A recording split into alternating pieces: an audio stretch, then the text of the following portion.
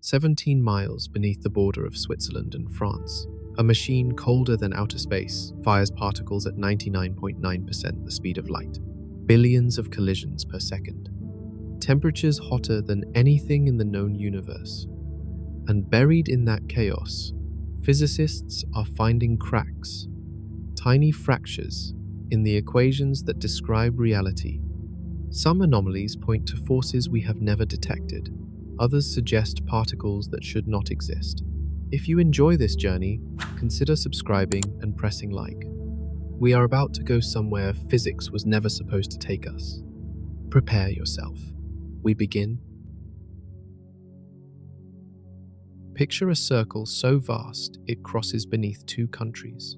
A tunnel carved through rock and clay, 100 meters underground, stretching 17 miles around. This is the Large Hadron Collider, the biggest machine humanity has ever built, and its purpose is to answer the oldest question we have ever asked: what is everything made of? The tunnel sits beneath farmland and villages on the border between Switzerland and France. People live their normal lives above it. They drive to work. They walk their dogs.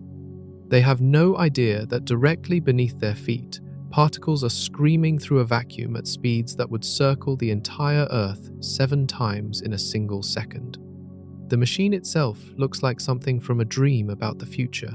Thousands of superconducting magnets line the tunnel walls, each one wrapped in cables thinner than a human hair but stronger than steel. These magnets do one job: they bend. They curve the path of particles that would otherwise fly straight into the rock and vanish. But here is where the engineering becomes almost impossible to believe. To make those magnets work, engineers must cool them to a temperature of -456 degrees Fahrenheit. That is colder than the void between galaxies, colder than the darkest corners of deep space. The machine requires 96 tons of liquid helium just to maintain that cold.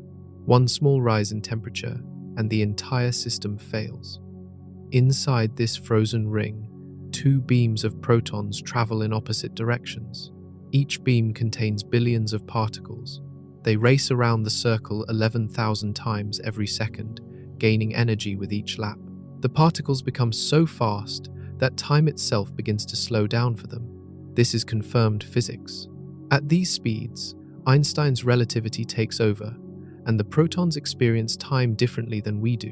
When the moment comes, the beams cross. Not gently, not slowly. The protons smash into each other at combined energies of 13 trillion electron volts. The collision point is smaller than an atom. The violence is beyond anything nature produces on Earth. And in that microscopic destruction, something extraordinary happens. Energy transforms into matter. Particles that have not existed since the first heartbeat of the universe suddenly flash into being. This is what CERN does. It rewinds creation. It takes us back to conditions that existed a trillionth of a second after everything began. 4 massive detectors surround the collision points, each one the size of a cathedral. They capture everything, every particle, every spray of energy, every fragment of evidence that might reveal what reality is hiding from us. Scientists from over 70 countries work here. They speak different languages. They come from different cultures, but they share one obsession. They want to know what the universe is made of at its most fundamental level, and they are willing to spend decades searching for answers that might change everything we believe. The machine has already found things that were supposed to be impossible, but what it found next made physicists question whether their equations were ever right at all. The protons do not start fast. They begin their journey as simple hydrogen gas, pulled from a small red bottle no bigger than a fire extinguisher. Ordinary hydrogen, the same element that fills stars and floats in the air you breathe. But what happens next transforms these atoms into something almost supernatural. First, the electrons are stripped away.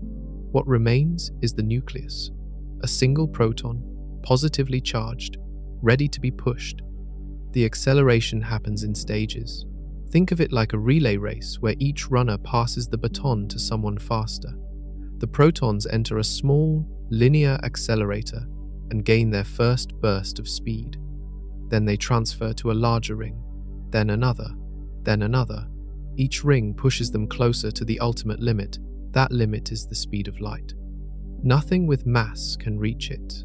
This is one of the hardest rules in physics. But the protons get astonishingly close. By the time they enter the main ring, they are traveling at 99.9999% of light speed. The difference between their velocity and the absolute maximum is almost unmeasurable. Here is what that speed means in practical terms. A proton in the collider crosses the entire 17-mile ring 11,245 times every single second. If you could somehow watch it move, you would see nothing. It would be everywhere and nowhere, a blur that exists only in the mathematics describing it. At these velocities, strange things happen. The protons gain mass. Relativity demands it. The faster something moves, the heavier it becomes. A proton at rest weighs almost nothing. A proton at near light speed weighs 7,000 times more. This is confirmed by every measurement CERN has ever taken. But mass is only part of the strangeness. Time also warps. From the proton's perspective, the journey around the ring takes almost no time at all. From our perspective, watching from outside, the proton seems frozen in a kind of temporal suspension. It ages slower than we do. This is real. This is measured. This is what happens when you approach the cosmic speed limit. The energy required to maintain these speeds is enormous. The collider draws enough electricity to power a small city. The magnets must fight constantly against the natural tendency of particles to fly apart. Every millisecond is a battle between human engineering and the fundamental forces of nature.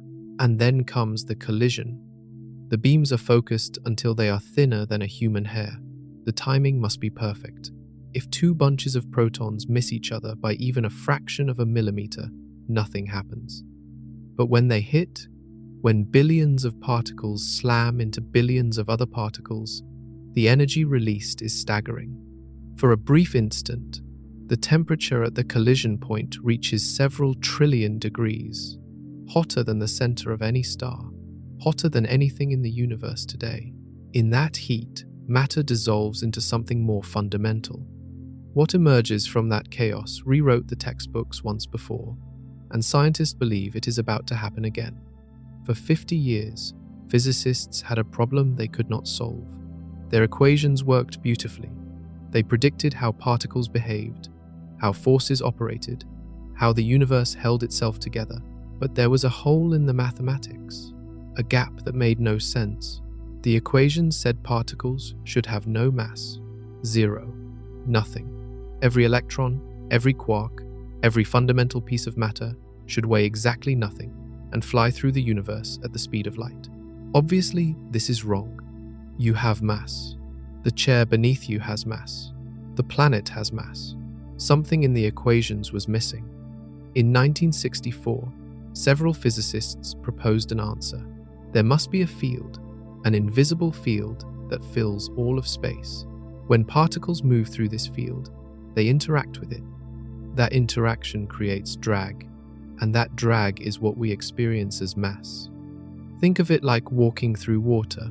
In air, you move freely. In water, resistance slows you down. The Higgs field works the same way, except the resistance does not slow particles. It gives them weight. If this field exists, the mathematics said it should produce a particle, a quantum of the field itself.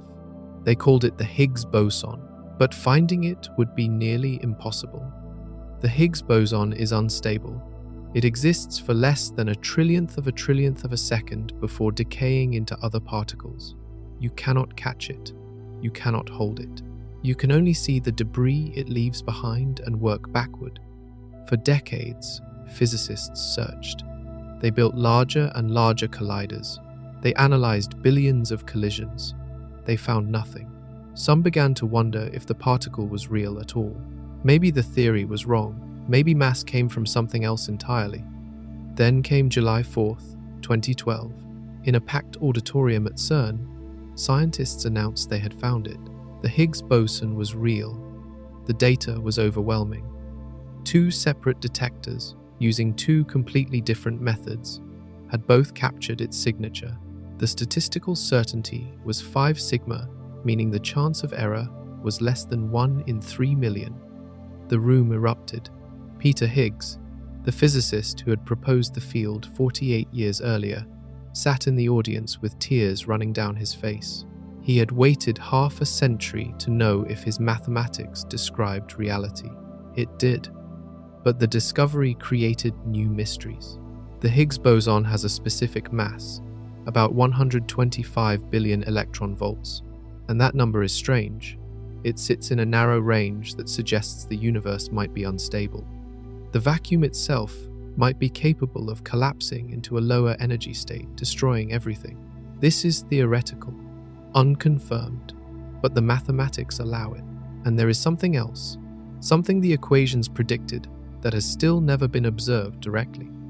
The Higgs boson should be able to interact with itself. What that means for the fate of everything is still being calculated. Every particle in the Standard Model interacts with other particles. Electrons repel electrons. Quarks bind to quarks. Photons bounce between charged objects. These interactions follow rules, predictable patterns that physicists have tested millions of times. But the Higgs boson is different. According to theory, the Higgs can do something no other fundamental particle can do. It can interact with copies of itself. 3 Higgs bosons meeting at a single point. 4 Higgs bosons connecting in a single event. This self-interaction is written into the mathematics. It must happen. The problem is proving it. Finding one Higgs boson required decades of work and billions of collisions. Finding 2 Higgs bosons at the same time is roughly 1,000 times harder. The probability is so low that even with the massive amounts of data CERN collects, the events are rare, but scientists are searching. The reason this matters goes far beyond particle physics. The Higgs self-coupling, as it is called, determines the shape of the Higgs potential. Think of this potential as a landscape. The field sits in a valley. The shape of that valley controls how the universe behaves. If the valley is deep and stable, the universe will remain as it is forever. But if the valley has a thin wall and a deeper pit exists on the other side, the universe could tunnel through. Quantum mechanics allows this. A random fluctuation could push the field over the edge. What happens next is called vacuum decay. A bubble of true vacuum would form. Inside the bubble, physics would operate differently. The constants that govern atoms, forces, and light would all change. The bubble would expand at the speed of light, consuming everything it touched. You would never see it coming. One moment, reality exists. The next moment, it does not. This is theoretical. There is no confirmed evidence that vacuum decay will happen. The mathematics suggest it is possible, but the timescale might be longer than the age of the universe. We might be safe for trillions of years, or we might not be safe at all. The only way to know is to measure the Higgs self-coupling precisely. Right now, CERN has constrained the value. They know it lies within a certain range, but the uncertainty is still large. The data shows the coupling exists somewhere between -0.7 and +6 times the predicted Standard Model value. That is a wide window. The next generation of experiments will narrow it. If the coupling matches the Standard Model exactly, the universe is probably metastable, balanced on a knife edge between existence and annihilation, but likely to remain balanced for an unimaginably long time. If the coupling deviates, something is wrong with our understanding of physics itself. Either answer changes everything, and while physicists chase the Higgs into its own reflection, something else was happening in the frozen depths of the machine, something that required cold beyond imagination. Between galaxies, where no stars burn and no planets spin, the temperature drops to about -454 degrees Fahrenheit. This is the natural cold of the void.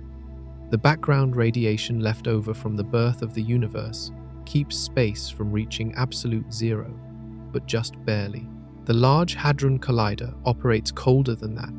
The The superconducting magnets that bend the particle beams require temperatures of -456 degrees Fahrenheit, almost 2 degrees colder than intergalactic space, almost as cold as physics allows anything to be.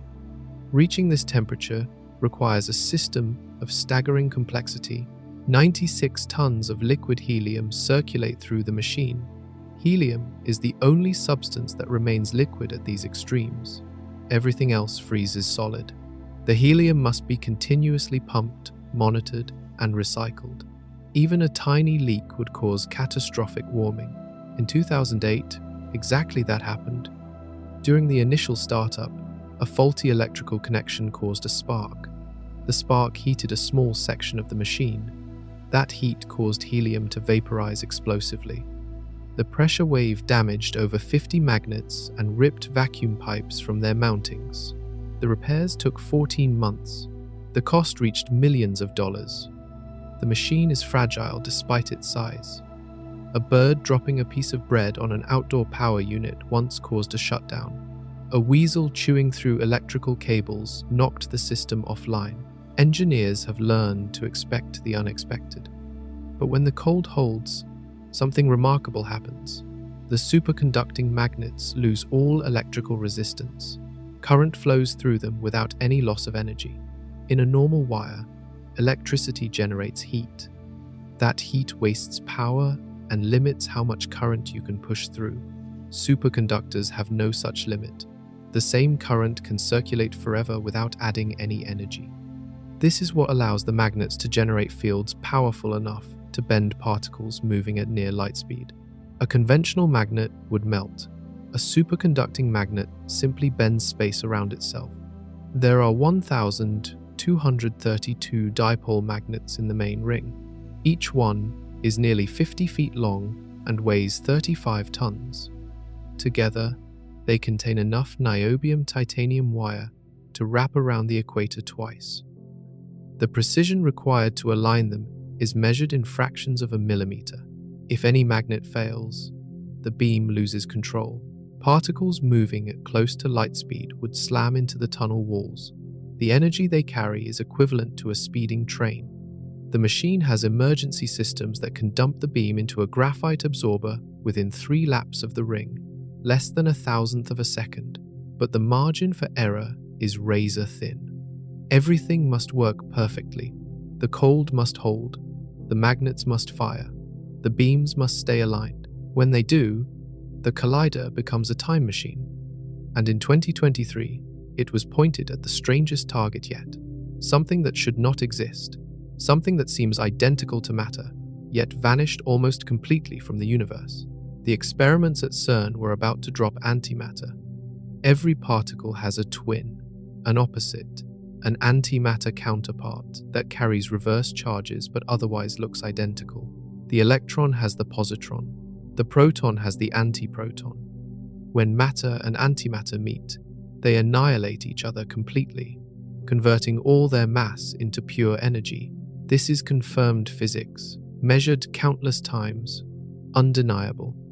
But one question remained unanswered for decades. Does antimatter fall up or down? It sounds strange.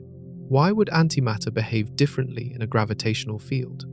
General relativity, Einstein's theory of gravity, predicts that everything falls the same way regardless of its composition. A feather and a hammer dropped in a vacuum hit the ground at the same moment. Antimatter should follow the same rule, but no one had ever tested it directly.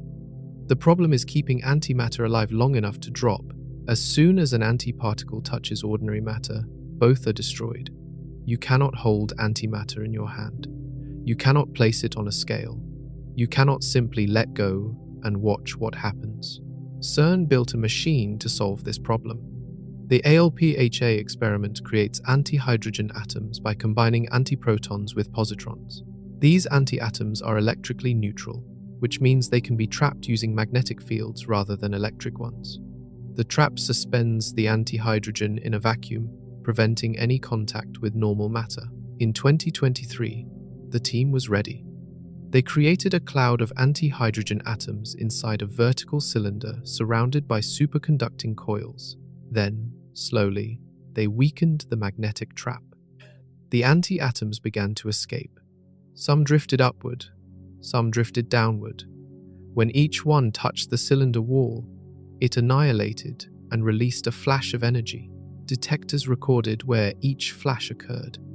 80% of the antimatter annihilated below the center of the trap. Only 20% annihilated above. The conclusion was clear. Antimatter falls down. It responds to gravity the same way ordinary matter does. Einstein was right. This might seem like the end of the story. The experiment confirmed what theory predicted, but the implications run deeper. If matter and antimatter behave identically under gravity, why is the universe made almost entirely of matter? The Big Bang should have produced equal amounts of both. They should have annihilated each other completely, leaving nothing behind but radiation. Something broke the symmetry. Something caused matter to win by a tiny fraction, 1 part in a billion. That small imbalance is why galaxies exist, why stars burn, why you are here to wonder about it. The Alpha experiment ruled out one explanation. Antimatter does not fall up. Gravity is not the reason for the imbalance. So what is? CERN is now producing antimatter at unprecedented rates. Over 2 million antiatoms in the 2023 and 2024 runs alone. The precision of the measurements keeps increasing. But while some scientists chased falling antimatter, others were chasing something even stranger. A wobble in the spin of a particle that refused to match the mathematics. For years, that wobble threatened to break physics entirely. The muon is the electron's heavier cousin, 200 times more massive, but otherwise similar. It carries the same negative charge. It responds to the same forces. It should obey the same rules. But when physicists measured how muons spin in a magnetic field, something was wrong. Every charged particle with spin acts like a tiny magnet. Place it in an external magnetic field and it wobbles, like a spinning top that slowly tilts. The rate of that wobble can be calculated using quantum mechanics. The standard model predicts it with extraordinary precision, out to 10 decimal places. The measurement should match the prediction. In the late 1990s, an experiment at Brookhaven National Laboratory found a discrepancy. The muon wobbled slightly faster than the mathematics said it should. The difference was small, incredibly small, but it was there. Physicists call this quantity G-2. The G represents the gyromagnetic ratio, a number that should equal exactly 2, according to basic quantum theory. Quantum corrections push it slightly higher, which is why the measurement is called G-2. The Brookhaven result suggested the corrections were larger than expected. If true, something was interacting with the muon that the standard model did not include. A new particle, a new force, something hidden in the quantum foam that surrounds every particle. The problem was statistics. The Brookhaven measurement was precise, but not precise enough to claim discovery. It hovered around 3 to 4 sigma, meaning there was still a small chance the discrepancy was random noise. CERN contributed data. Fermilab built a new experiment. The magnet from Brookhaven was transported across the country on a barge because it was too large to move any other way. Scientists spent years preparing. In 2021, Fermilab released its first results. The discrepancy held. The muon still wobbled wrong, but the theoretical prediction was also changing. Calculating the muon's wobble requires adding up contributions from every particle it could interact with. Quarks, gluons, photons, and more exotic possibilities all contribute. Some of these calculations require supercomputers running for months. Others require experimental data from colliders to constrain the inputs. Different methods gave different answers. One approach, using data from electron-positron collisions, supported the anomaly. Another approach, using a technique called lattice quantum chromodynamics, suggested the standard model might be correct after all. The two methods disagreed with each other. In June 2025, Fermilab released its final results using all 6 years of collected data. The experimental precision had reached unprecedented levels. The measurement agreed closely with the revised theoretical prediction. The anomaly that had haunted physics for 25 years had faded, but it did not disappear entirely. Tensions remain between different calculation methods. The mystery has shifted from the experiment to the theory. Some physicists believe new physics is still hiding in the numbers. Others believe the standard model has survived another test. But while the muon wobble cooled down, another crisis was heating up. A different particle had weighed in heavier than expected, and that measurement nearly shattered everything. The W boson is a carrier of the weak nuclear force. It mediates certain types of radioactive decay. It is essential to how particles transform into other particles. And its mass is one of the most precisely predicted values in all of physics. The standard model says the W boson should weigh approximately 80,357 million electron volts. This prediction comes from measuring other particles and plugging their values into interconnected equations. Everything must balance. If one number is off, the whole structure wobbles. In 2022, the CDF experiment at Fermilab dropped a bomb. After analyzing data collected over decades, they announced a new measurement of the W boson mass. Their value was 80,433 million electron volts. That is 76 million electron volts higher than the prediction. The discrepancy was 7 sigma. That means the chance of it being a statistical fluke is less than 1 in a trillion. If correct, the standard model was broken. Physicists scrambled to understand what it could mean. Some proposed new particles that had escaped detection. Others suggested the Higgs boson might interact with undiscovered forces. A few speculated about extra dimensions or supersymmetric partners. But there was a problem. Other experiments did not agree. Measurements from CERN, from earlier experiments at Fermilab, from the Large Electron Positron Collider, all gave values closer to the standard model prediction. The CDF results stood alone. Either CDF had discovered something revolutionary, or they had made an error. Measuring the W boson mass is extraordinarily difficult. The particle decays into a muon and a neutrino. Muons can be tracked precisely, but neutrinos escape the detector without interacting. You cannot measure the neutrino directly. You must infer its properties from what is missing in the collision. This requires perfect understanding of the detector. Every magnetic field, every material interaction, every calibration must be known exactly. Small systematic errors can shift the final result. For 2 years, the physics community waited. Then, in September 2024, the CMS experiment at CERN released its own measurement. Using 300 million collision events and the most advanced techniques ever applied, they found the W boson mass to be 80,360 million electron volts. Almost exactly what the standard model predicted. The CDF anomaly did not replicate. The crisis appeared to be over, but mysteries remain. Why did CDF get such a different answer? Their analysis methods have not been shown to contain obvious errors. Some physicists believe undiscovered systematic effects may explain the difference. Others wonder if the disagreement hints at something deeper. For now, the standard model has survived. The W boson weighs what it should, but just because one crack sealed does not mean others have not opened. In the debris of collisions, scientists found particles that should not exist at all. Quarks are the building blocks inside protons and neutrons. They come in 6 types, called flavors: up, down, charm, strange, top, and bottom. Normally, quarks combine in simple patterns. 3 quarks make a baryon, like the protons in your body. 2 quarks, specifically 1 quark and 1 antiquark, make a meson. For decades, these were the only combinations observed. But the theory allowed more. 4 quarks bound together, 5 quarks locked in a single particle. These exotic states were predicted in the 1960s, at the same time the quark model was invented, yet no one could find them. Then the Large Hadron Collider started smashing particles.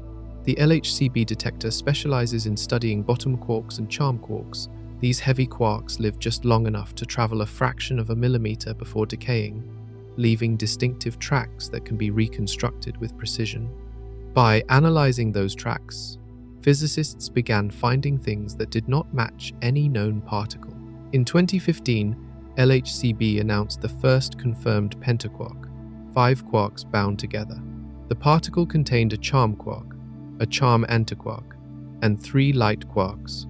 It existed for only an instant before falling apart, but the signal was unmistakable. Then came the tetraquarks. In 2020, the collaboration found a particle made of 4 charm quarks, 2 charms, and 2 anti-charms, bound in a tight cluster. This was extraordinary. All previous tetraquarks had contained a mix of heavy and light quarks. This one was purely heavy. The discovery changed how physicists think about the strong force. In 2022, the announcements accelerated. 3 new exotic particles in a single report. A pentaquark containing a strange quark, the first of its kind. A pair of tetraquarks, one with double electric charge and one neutral, appearing together in the same decay. The statistical significance was overwhelming. 15 sigma for the pentaquark, 6 sigma for the tetraquarks. These were not random noise. These were real objects. But what exactly are they? 2 models compete. In one, the quarks bind tightly together into a single compact object. In the other, the particle is more like a molecule. 2 ordinary hadrons held loosely near each other by residual strong force. Not fully merged, but not quite separate. The answer matters. Understanding how quarks bind helps explain the strong force itself, one of the 4 fundamental forces of nature. It also helps physicists calculate what should happen in extreme environments, like the cores of neutron stars or the first moments after the Big Bang. More than 60 new hadrons have been discovered at the LHC. Most are exotic states that had never been observed before. The particle zoo is growing, and among those new arrivals, scientists found something that connected quantum mechanics to energies never before tested. 2 particles, entangled across space-time, behaving as one. Quantum entanglement is one of the strangest phenomena in physics. When 2 particles become entangled, their properties are linked. Measure one, and you instantly know something about the other, no matter how far apart they are. Einstein called it spooky action at a distance. He did not believe it could be real. But it is real. Experiments have confirmed entanglement countless times using photons, electrons, and atoms. The particles behave as a single system even when separated by miles. The 2022 Nobel Prize in Physics was awarded specifically for experiments proving that entanglement is genuine and that hidden variables cannot explain it. However, all previous experiments occurred at low energies, tabletop setups, lasers and crystals and cold atoms. The quantum effects were gentle, contained, safe. No one had observed entanglement at the violent energies inside a particle collider until 2023. The Atlas collaboration at CERN announced they had detected quantum entanglement between top quarks. These are the heaviest fundamental particles known to exist. Each one weighs about as much as an entire gold atom. They are created only in the most extreme collisions. Top quarks are also unstable. They decay in less than a trillionth of a second. There is no time for them to interact with other particles or exchange information. Their quantum properties must be measured through the debris they leave behind. The experiment focused on pairs of top quarks produced when protons collided. By measuring the angles between the decay products, physicists could infer the spin states of the original quarks. If the spins were correlated in a specific way, it would prove entanglement. The result exceeded 5 sigma. Entanglement was confirmed. The energy scale was staggering, over 1 trillion times higher than previous entanglement experiments. The particles were created in conditions that existed only 1 trillionth of a second after the Big Bang. The CMS collaboration replicated the finding with their own data. They went even further, examining pairs of quarks moving at high relative speeds, where classical communication between the particles would be impossible even at the speed of light. Entanglement still held. This matters for more than just confirming quantum mechanics. The techniques used to detect entanglement at the LHC could be applied to search for new physics. Any deviation from the predicted spin correlations would indicate unknown particles or forces interfering with the system. So far, no deviations have been found. The Standard Model continues to describe reality at the highest energies we can test. Quantum mechanics remains unbroken. Entanglement works exactly as the mathematics says it should, even in the most violent environment humans can create.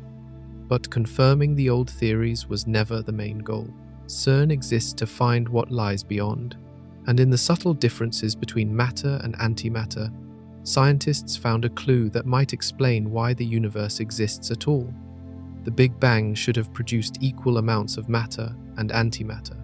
Every equation, every symmetry principle, every fundamental law points to perfect balance. When energy converts to mass, it creates pairs.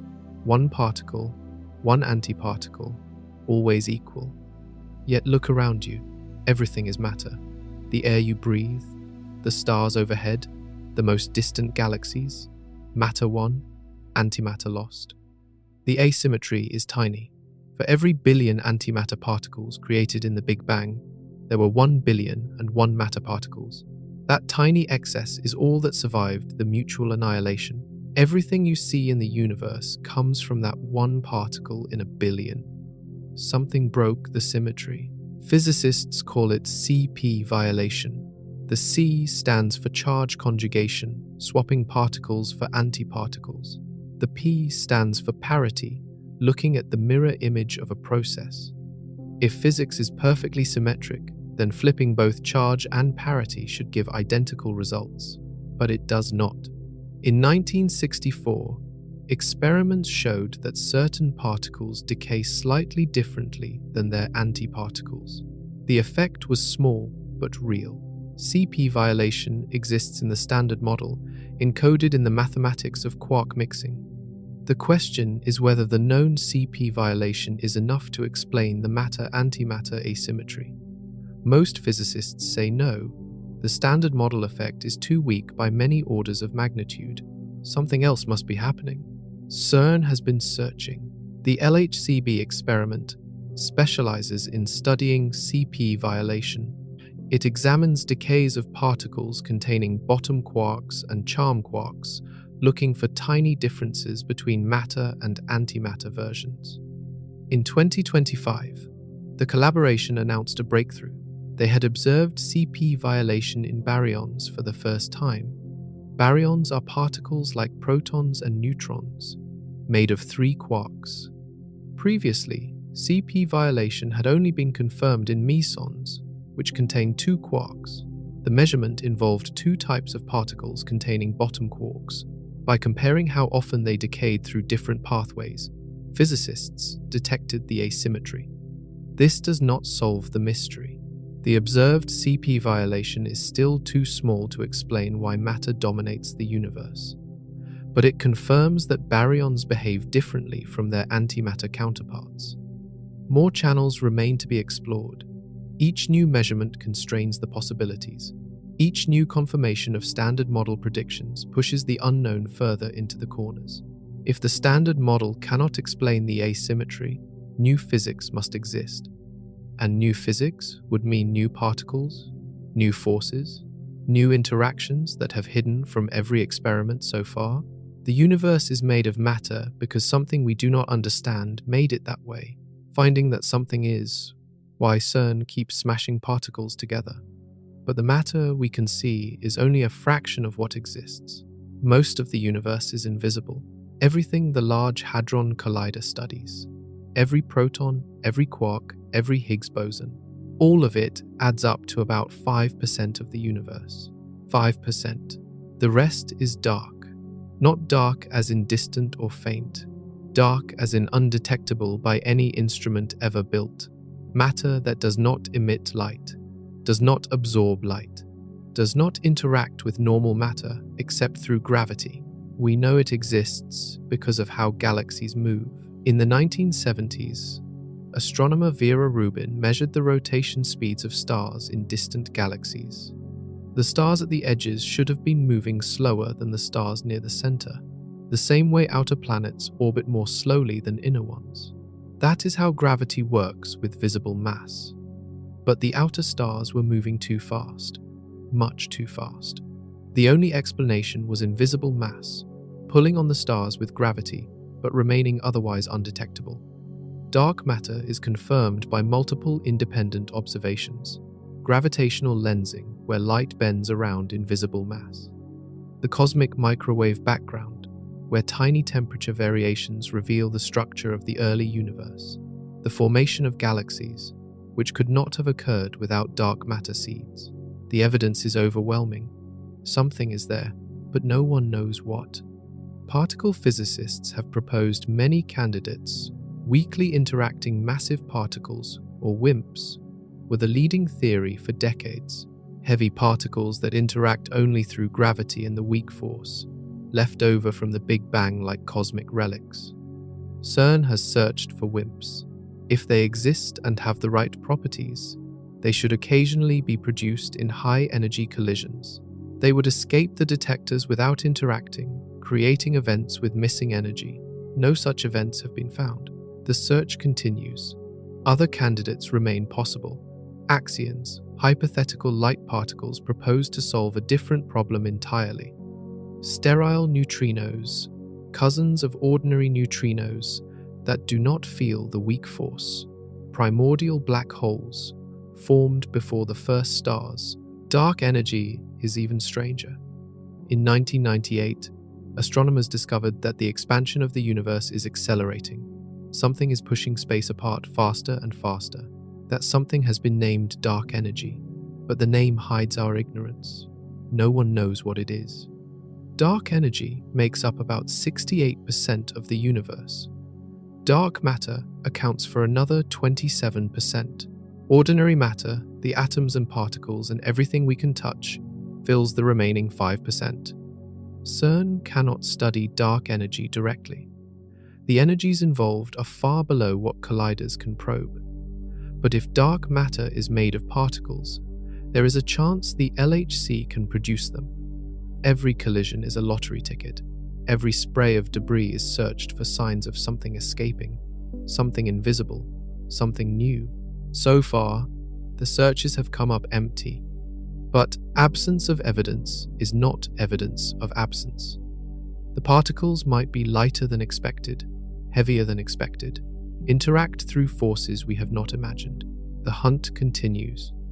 And while physicists searched for what they could not see, they also recreated something that has not existed for nearly 14 billion years. For 1 month, each year, the Large Hadron Collider changes its diet. Instead of protons, it accelerates lead nuclei, heavy ions containing 82 protons and 126 neutrons each, stripped of all their electrons and pushed to nearly the speed of light. When these lead nuclei collide, the result is unlike anything else the machine produces. The energy density is so extreme that protons and neutrons melt. The quarks and gluons that normally stay locked inside, hadrons, break free. They form a new state of matter, something that has not existed naturally since the first microsecond after the Big Bang. Physicists call it quark-gluon plasma. Imagine a soup, not a soup of molecules or atoms, but a soup of the fundamental constituents of matter. Quarks swimming freely, interacting with gluons, behaving as a collective liquid rather than individual particles. This plasma is the hottest substance humans have ever created. Temperatures exceed several trillion degrees, hotter than the core of any star by a factor of 100,000, so hot that the strong force, which normally binds quarks into protons and neutrons, temporarily loses its grip. The ALICE detector was built specifically to study this plasma. Its name stands for a Large Ion Collider Experiment. While other detectors search for rare events and new particles, Alice analyzes the bulk properties of thousands of particles produced simultaneously. What they found surprised everyone. The quark-gluon plasma behaves like a nearly perfect liquid. It flows with almost zero viscosity, meaning internal friction is as low as physics allows. This was unexpected. Theorists had predicted a gas-like state, particles bouncing chaotically with no collective behavior. Instead, the plasma moves like water. Ripples and waves propagate through it. Patterns emerge that reveal the initial geometry of the collision. Understanding this plasma helps explain the early universe. In the first microsecond, after the Big Bang, the entire cosmos was filled with quark-gluon plasma. As space expanded and temperatures dropped, the plasma cooled. Quarks and gluons condensed into protons and neutrons. Those protons and neutrons eventually formed hydrogen and helium, the raw material for the first stars. Every atom in your body passed through this phase. The oxygen you breathe, the carbon in your cells, the iron in your blood, all of it was once quark-gluon plasma. The LHC allows scientists to study those first moments directly. The experiments have also revealed unexpected connections. The plasma produces more strange quarks than simple models predicted. Particles containing strange quarks appear at enhanced rates, suggesting the plasma environment favors their creation. There are also hints of collective behavior in smaller collisions. Even proton-proton events sometimes show flow patterns similar to heavy ion collisions, as if mini droplets of plasma form and evaporate almost instantly. The boundary between normal matter and exotic matter is blurrier than anyone expected. Each year brings new data. Each year pushes understanding deeper into the first moments of creation. But even deeper mysteries waited. Rare events that took thousands of years of accumulated collisions to observe. Some events at the Large Hadron Collider are common. Protons scatter, quarks spray outward, jets of particles flood the detectors billions of times per day. Other events are rare, so rare that even with 600 million collisions per second, they might appear only a handful of times per year. Physicists must wait. They must accumulate data.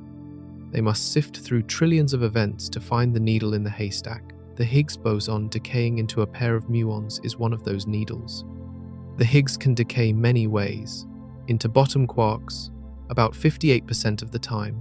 Into W bosons, about 21%. Into pairs of tau particles, about 6%. These decay modes have all been observed and measured, but the decay into muons is far rarer. Only about 0.02% of Higgs bosons take this path. The signal is buried under backgrounds. Other processes produce muon pairs far more often than the Higgs does. Extracting the signal required ingenuity.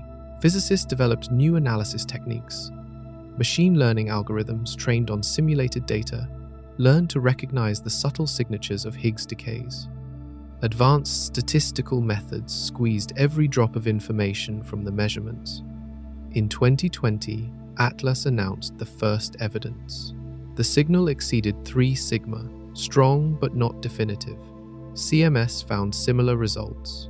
The hints were there, but confirmation required more data.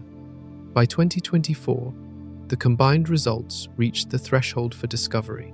The measurement matters because it reveals how the Higgs boson interacts with second-generation fermions.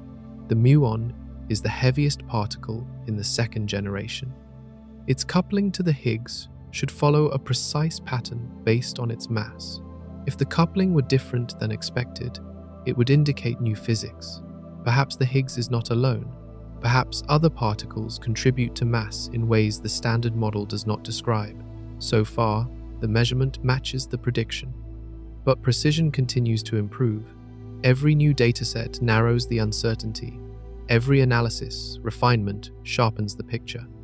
A similar story played out with another rare decay, the Higgs transforming into a Z boson and a photon. This process is even more suppressed, occurring in less than 0.1% of decays. Evidence for this channel appeared in 2022. Full observation remains a goal for the next runs. The These rare decays test the standard model at its most delicate points. They probe quantum loops where virtual particles flicker in and out of existence.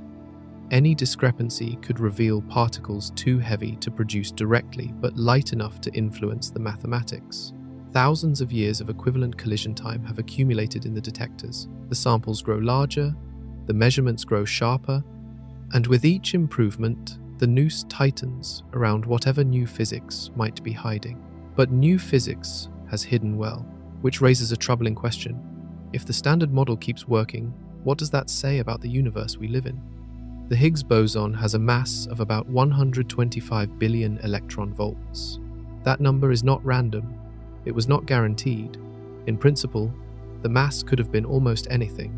Higher, lower, different by a factor of 2 or 10 or 1,000. But the specific value we measured has disturbing implications. The mass of the Higgs, combined with the mass of the top quark, determines whether the vacuum is stable. In quantum field theory, the vacuum is not empty. It is the lowest energy state of all the fields that fill space. The Higgs field sits in its potential like a ball resting at the bottom of a valley. Small disturbances roll the ball slightly, but it always returns to the lowest point, unless the valley has a hidden cliff. If the Higgs potential changes shape at very high field values, a deeper minimum could exist. The current vacuum would be a false vacuum, a local minimum rather than the true bottom. Quantum mechanics would allow the field to tunnel through the barrier, like a ball spontaneously appearing on the other side of a wall. If that happens, a bubble of true vacuum forms. Inside the bubble, physics changes. The Higgs field takes a new value. Particle masses shift. The forces between atoms alter. The bubble expands at the speed of light, destroying everything it touches. Is our vacuum stable or metastable? The answer depends on precise measurements. The current data places us very close to the boundary. The central values suggest metastability, a vacuum that could decay, but with a lifetime much longer than the age of the universe. This is not cause for immediate concern. Even if the vacuum is metastable, the probability of decay in our observable universe within the next several billion years is negligible, but it raises deep questions. Why does the universe sit so close to the edge? Is it coincidence? Is it a sign of new physics that stabilizes the vacuum at higher energies? Does the multiverse select for vacuums that last long enough to produce observers? The Higgs self-coupling measurements will help answer these questions. If the coupling matches the standard model exactly, the metastability conclusion strengthens. If it deviates, new particles or interactions might exist that change the high-energy behavior of the potential. Either way, we learn something profound. The universe we live in might be balanced on a knife edge between eternal existence and sudden annihilation. The Higgs field that gives particles mass might also be capable of erasing everything. This sounds alarming. It is not meant to be comforting. But it is also true that physics has always revealed uncomfortable facts about our situation. The Earth is not the center of the universe. The stars are not eternal. The cosmos will eventually go cold and dark. Adding another layer of existential uncertainty changes nothing about daily life, but it changes everything about how we understand reality. And reality keeps revealing new layers. Imagine a sombrero, a hat with a raised center and a brim that curves down all around. Turn that hat upside down. Now you have a shape that resembles the Higgs potential. In the center, a peak. Around the peak, a circular valley at lower energy. Anywhere along that valley floor is equally stable. The Higgs field can point in any direction around the circle and find the same minimum energy. This is called spontaneous symmetry breaking. The original equations are perfectly symmetric. Nothing prefers one direction over another. But the field must choose. It must settle somewhere in the valley. The moment it chooses, the symmetry breaks. The direction it points becomes special. That choice gave particles their masses. Before the symmetry broke, in the first trillionth of a second after the Big Bang, the universe was symmetric. The electromagnetic force and the weak nuclear force were unified into a single electroweak force. All particles were massless. Everything moved at the speed of light. Then the temperature dropped. As the universe cooled, the Higgs field rolled into its valley. Symmetry broke. The electroweak force split into electromagnetism and the weak force. Particles that interacted with the Higgs gained mass. Those that did not, like the photon, remained massless. The shape of the Mexican hat potential controls all of this. If the peak in the center were higher or lower, the amount of symmetry breaking would change. Particle masses would shift. The chemistry that allows life would fail.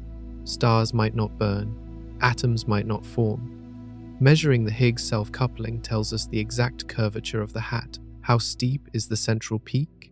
How deep is the valley? How does the shape extend beyond the valley floor? At field values we cannot probe directly. These questions connect particle physics to cosmology. The shape of the potential affected inflation, the rapid expansion of the early universe. It affects the nature of the electroweak phase transition, the moment when symmetry broke. It affects what happens if the universe reaches extreme conditions again. Perhaps during the collapse of stars or the collision of black holes. Everything traces back to the hat. CERN cannot see the full shape directly. The energies required are far beyond any machine, but by studying the Higgs boson and its interactions, physicists can infer the local curvature. They can constrain models. They can rule out possibilities. The current data suggests the hat is shallow enough that the vacuum might be metastable. The peak is just high enough to keep us in the valley, but not so high that we are safe forever. New physics could change the shape. Supersymmetric partners, if they exist, would add contributions that stabilize the potential. Extra Higgs particles would alter the curvature. Interactions with dark matter could reshape the entire landscape. Finding any of these would reveal what the hat truly looks like. And if the hat has hidden features, they might explain mysteries we have not yet imagined. The search for those features requires bigger machines. The Large Hadron Collider has been operating since 2008. It discovered the Higgs boson. It confirmed quantum entanglement at extreme energies. It found dozens of exotic particles and tested the standard model to unprecedented precision. But it has limits. The tunnel is 17 miles around. The magnets cannot be made much stronger with current technology. The energy cannot increase significantly without building something new.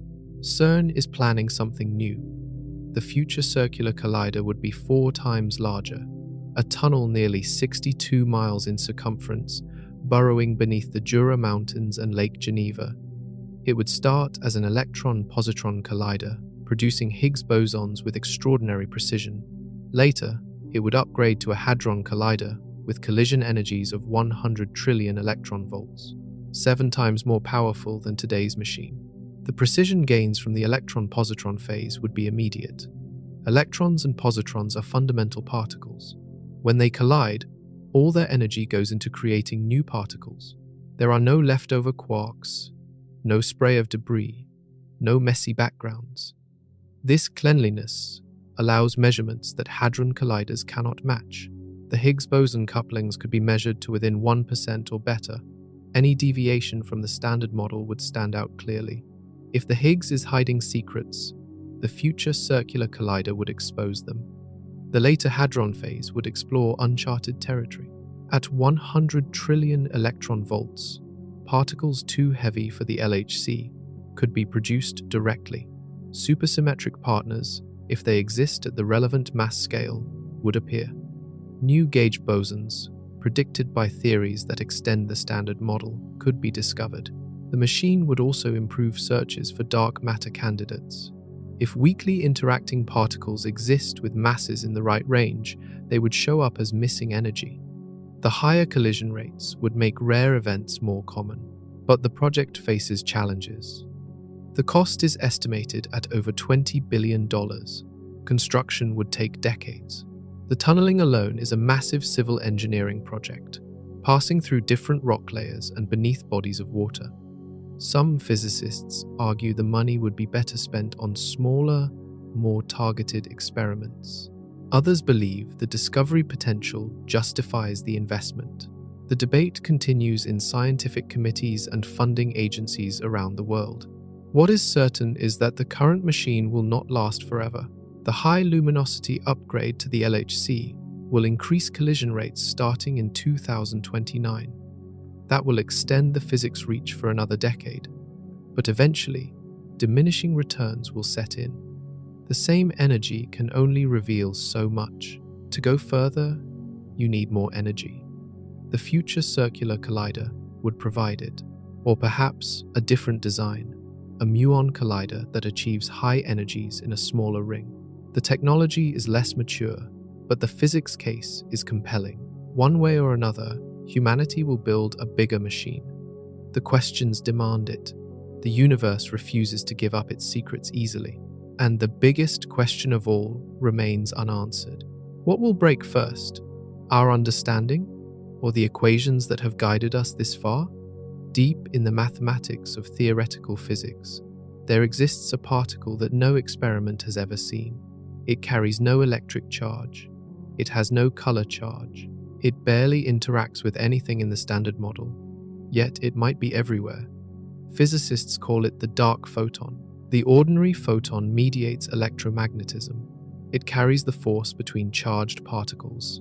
Every time you see light, feel warmth, or watch a magnet attract iron, photons are responsible. The dark photon would do the same thing, but for a hidden sector. Imagine a parallel world of particles that do not interact with ours through the usual forces. No electromagnetic attraction, no strong nuclear binding, no weak decay. Only gravity connects us, and gravity is far too weak to detect individual particles. But there might be a bridge. The dark photon could mix with the ordinary photon through a quantum effect called kinetic mixing. The mixing would be tiny, suppressed by factors of 1,000 or 1,000,000 or more, but it would not be zero. If dark photons exist and mix with regular photons, they could explain dark matter. The dark sector might contain its own particles, its own forces, its own complexity, dark atoms, dark chemistry, dark structures held together by dark electromagnetism. All of it invisible to us, except through the gravitational pull we observe in galaxies. CERN has searched for dark photons. The signature would be distinctive. A collision produces energy that seems to vanish.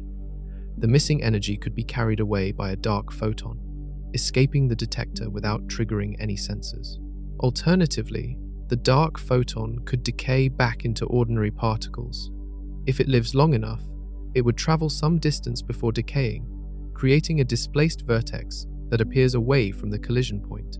Neither signature has been found. The searches have set limits. Dark photons, if they exist, must have certain properties. Their mixing with ordinary photons must be smaller than specific values. Their masses must lie outside certain ranges. But vast parameter space remains unexplored. The FACER experiment, installed in a side tunnel near Atlas, specifically hunts for long-lived particles that escape the main detector. Dark photons are among its targets. The SHIP experiment, planned for the future, would push sensitivity even further. Other theories propose different connections between dark and visible matter. Axions, originally invented to solve a problem with the strong force, could also constitute dark matter. Sterile neutrinos, hypothetical partners to the known neutrinos, are another candidate. All these particles share a common feature. They interact so weakly that finding them requires either enormous datasets or exquisitely sensitive detectors.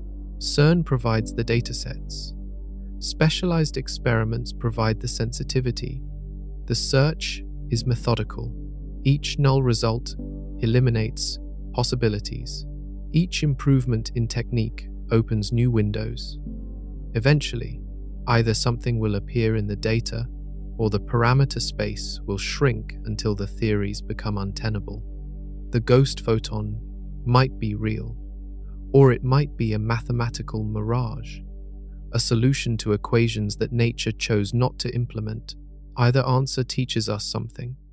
But while theorists chased invisible particles, experimentalists found something unexpected in the collisions themselves. Patterns that should not have been there. When lead nuclei collide at the Large Hadron Collider, thousands of particles spray outward.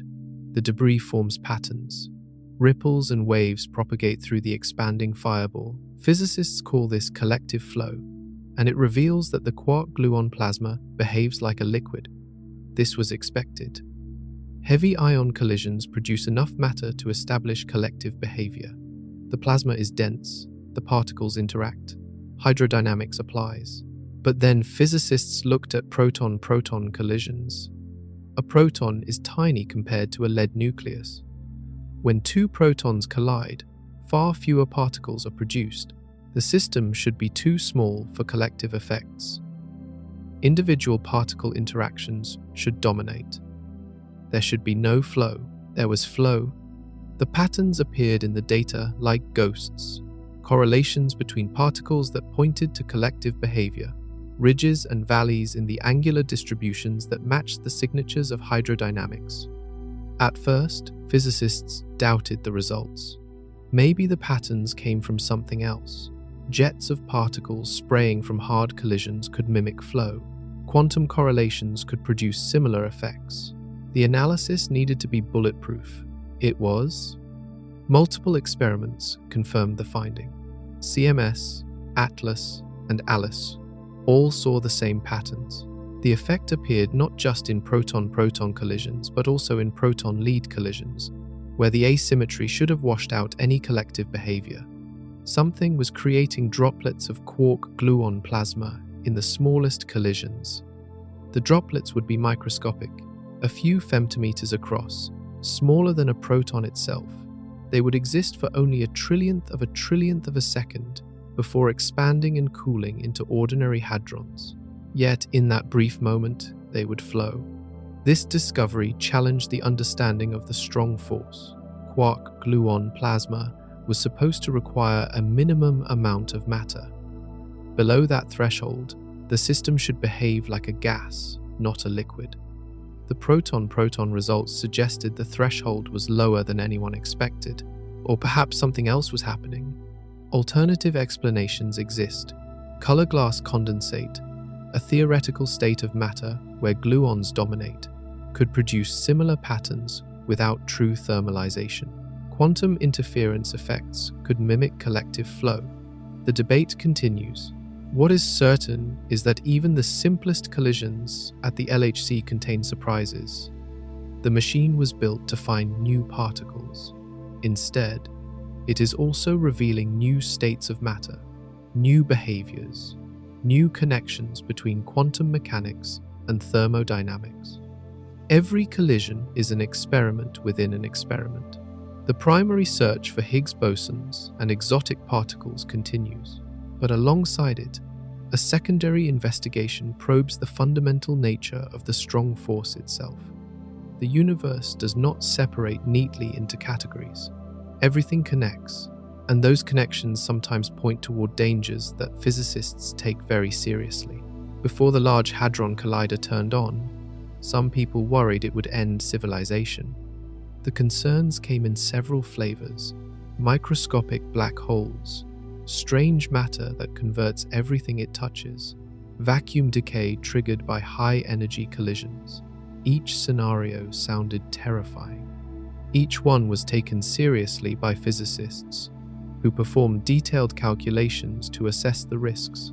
The conclusion was unanimous. The collider is safe. Here is why. Cosmic rays have been bombarding Earth for billions of years. These are particles from space, protons, and heavier nuclei accelerated by supernovae and other violent events. Some cosmic rays carry energies far higher than anything the LHC produces. When a cosmic ray hits the atmosphere, it collides with air molecules. The physics is identical to what happens inside the collider. If microscopic black holes could form, they would have formed countless times in the atmosphere. If strange matter could propagate, it would have converted the Earth long ago. The planet still exists. The evidence is clear, but let us examine the specific fears anyway. Microscopic black holes require extra dimensions of space to form at LHC energies. Some theories predict such dimensions exist. If they do, and if black holes form, those black holes would evaporate almost instantly through Hawking radiation. They would pose no danger. Even if Hawking radiation somehow failed, the black holes would be moving at nearly the speed of light. They would pass through Earth and continue into space, never accumulating enough matter to grow. Strange matter, also called strangelets, is a hypothetical form of matter containing strange quarks in addition to up and down quarks. The fear was that strangelets might be more stable than ordinary matter and could convert everything they touch. But experiments have searched for strangelets. None have been found. And again, cosmic rays provide the decisive argument. High-energy collisions happen constantly on the Moon, on neutron stars, on every rocky body in the universe. If strangelets were dangerous, we would see the evidence. Vacuum decay is the most exotic concern. The fear was that a high-energy collision might nucleate a bubble of true vacuum, destroying the universe. This misunderstands the physics. Vacuum decay, if possible, would require concentrating energy at a single point in a way that colliders cannot achieve. The energy densities in cosmic ray collisions exceed anything at CERN. If the vacuum were unstable to such triggers, it would have decayed billions of years ago. The LHC is safe, the calculations are robust, the cosmic ray argument is decisive, but the fears reveal something important about how people respond to the unknown. New knowledge feels dangerous. Pushing boundaries triggers anxiety. This is natural. It is also why science requires careful reasoning rather than intuition. The collider will not destroy the world. What it might destroy is our confidence that we understand everything. Gravity is weak. This sounds wrong. Gravity holds planets in orbit. It collapses stars into black holes. It shapes the entire structure of the universe. How can it be weak? Compare it to the other forces. An ordinary refrigerator magnet can lift a paperclip against the gravitational pull of the entire Earth. The electromagnetic force in that tiny magnet overpowers the gravity of a planet with a mass of 6 trillion kilograms. The strong nuclear force is even more powerful. It binds quarks together so tightly that you cannot isolate a single quark, no matter how much energy you apply. Gravity is weaker than these forces by a factor of 10 to the 38th power. That is a 1, followed by 38 zeros. An almost incomprehensible ratio. Why? This is called the hierarchy problem. There is no known reason why the forces should differ by such extreme amounts. The standard model offers no explanation. It simply takes the measured values as inputs and moves on. But physicists find this deeply unsatisfying. The problem gets worse when you consider the Higgs boson. Quantum corrections should push the Higgs mass up to enormous values, close to the Planck scale, where quantum gravity becomes important. The Planck mass is about 10 to the 19th billion electron volts. The Higgs mass is 125 billion electron volts. The difference is 16 orders of magnitude. For the Higgs to have its observed mass, the quantum corrections must cancel almost perfectly. Different contributions must add up to nearly zero, leaving only a tiny residue. This cancellation appears fine-tuned to an absurd degree. Physicists call this the naturalness problem. Supersymmetry was proposed as a solution. For every particle in the standard model, supersymmetry predicts a partner particle with different spin. The quantum corrections from particles and their partners would cancel automatically, explaining why the Higgs is light, but supersymmetric partners have not been found. The LHC has searched extensively. If supersymmetric particles exist with masses below a few trillion electron volts, they should have appeared. They have not. The natural region of parameter space has been excluded. This does not kill supersymmetry entirely. The partners could be heavier, just beyond current reach. But the heavier they are, the more fine-tuning returns. The solution becomes less elegant. Other explanations exist. Extra dimensions could dilute gravity, explaining its weakness. Composite Higgs models could make the mass less sensitive to high-energy physics. The multiverse could select for light Higgs masses anthropically. None of these alternatives have direct evidence. The hierarchy problem remains unsolved. It sits at the heart of particle physics, a glaring sign that something is missing from our understanding. Either new physics will appear and explain the hierarchy, or physicists will have to accept that the universe simply is this way, without deeper reason. Neither option is comfortable. For decades, supersymmetry was the leading candidate for physics beyond the standard model. It solved multiple problems simultaneously. It explained the hierarchy. It provided dark matter candidates. It unified the forces at high energies. The mathematics was beautiful. The predictions were specific. The particles should appear at the Large Hadron Collider. They did not appear. Run 1 of the LHC from 2010 to 2013 found no supersymmetric partners. Run 2 from 2015 to 2018 pushed the limits higher. Run 3, ongoing now, continues the search. Nothing. The simplest versions of supersymmetry are now excluded. The partners cannot hide below certain masses. If they exist, they must be heavier or more cleverly concealed than the original theories predicted.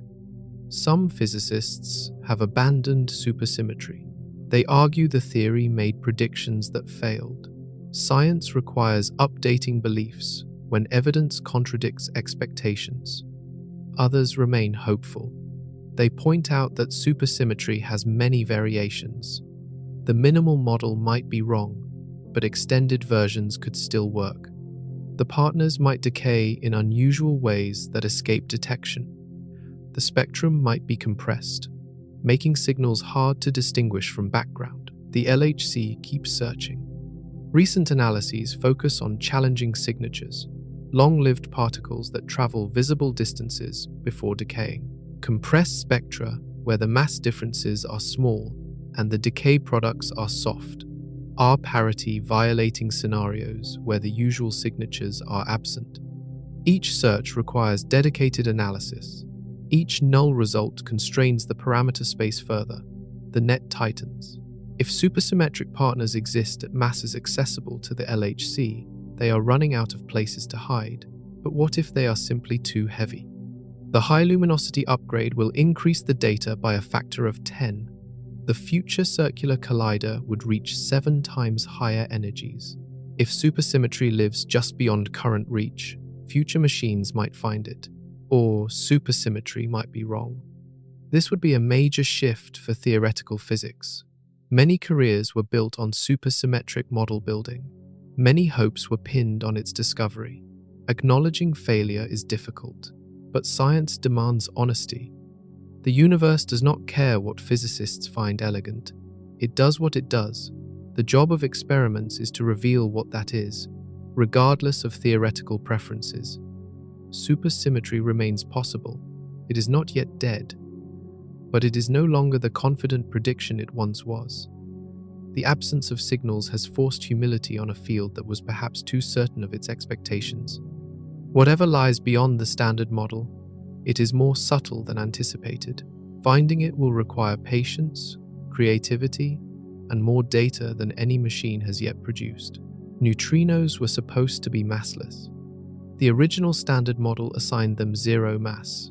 They would travel at exactly the speed of light. They would come in 3 types: electron neutrinos, muon neutrinos, and tau neutrinos, and each type would remain fixed forever. Then experiments showed neutrinos oscillate. A neutrino created as one type can transform into another type as it travels. Electron neutrinos from the Sun arrive at Earth as a mixture of all 3 types. Muon neutrinos from cosmic ray showers change flavor before reaching underground detectors. This oscillation is only possible if neutrinos have mass. The masses are tiny, at least 1 million times smaller than the electron mass, perhaps much smaller still. The exact values are unknown, but the differences between the masses have been measured through oscillation experiments. Why are neutrinos so light? The standard model has no answer. It was not built to accommodate massive neutrinos. Extensions are required. New particles, new interactions, new symmetries. One popular idea is the seesaw mechanism. If a very heavy right-handed neutrino exists, far heavier than any particle we have observed, it could partner with the ordinary neutrino in a way that suppresses the mass. The heavier the partner, the lighter the ordinary neutrino becomes. Like a seesaw, pushing down on one side lifts the other. The heavy partner would be too massive to produce at any current collider, but its existence would explain why neutrino masses are so small compared to everything else. Other explanations exist. Radiative mass generation, where the mass arises through loop diagrams. Extra dimensions, where neutrinos propagate into hidden space. Each proposal makes different predictions. CERN contributes to neutrino physics in indirect ways. The LHC produces enormous numbers of neutrinos in its collisions. Most escape undetected, but specialized experiments have begun catching them. In 2023, the FACER collaboration announced the first detection of collider neutrinos, opening a new window for study. The neutrinos seen at FACER have the highest energies ever observed from a controlled source. Studying their interactions tests the standard model in unexplored regimes. But the biggest neutrino mysteries will be solved by dedicated experiment. Facilities in Japan, the United States, and elsewhere send beams of neutrinos through the Earth to distant detectors. They measure oscillations with increasing precision. They search for differences between neutrinos and antineutrinos that could explain the matter-antimatter asymmetry.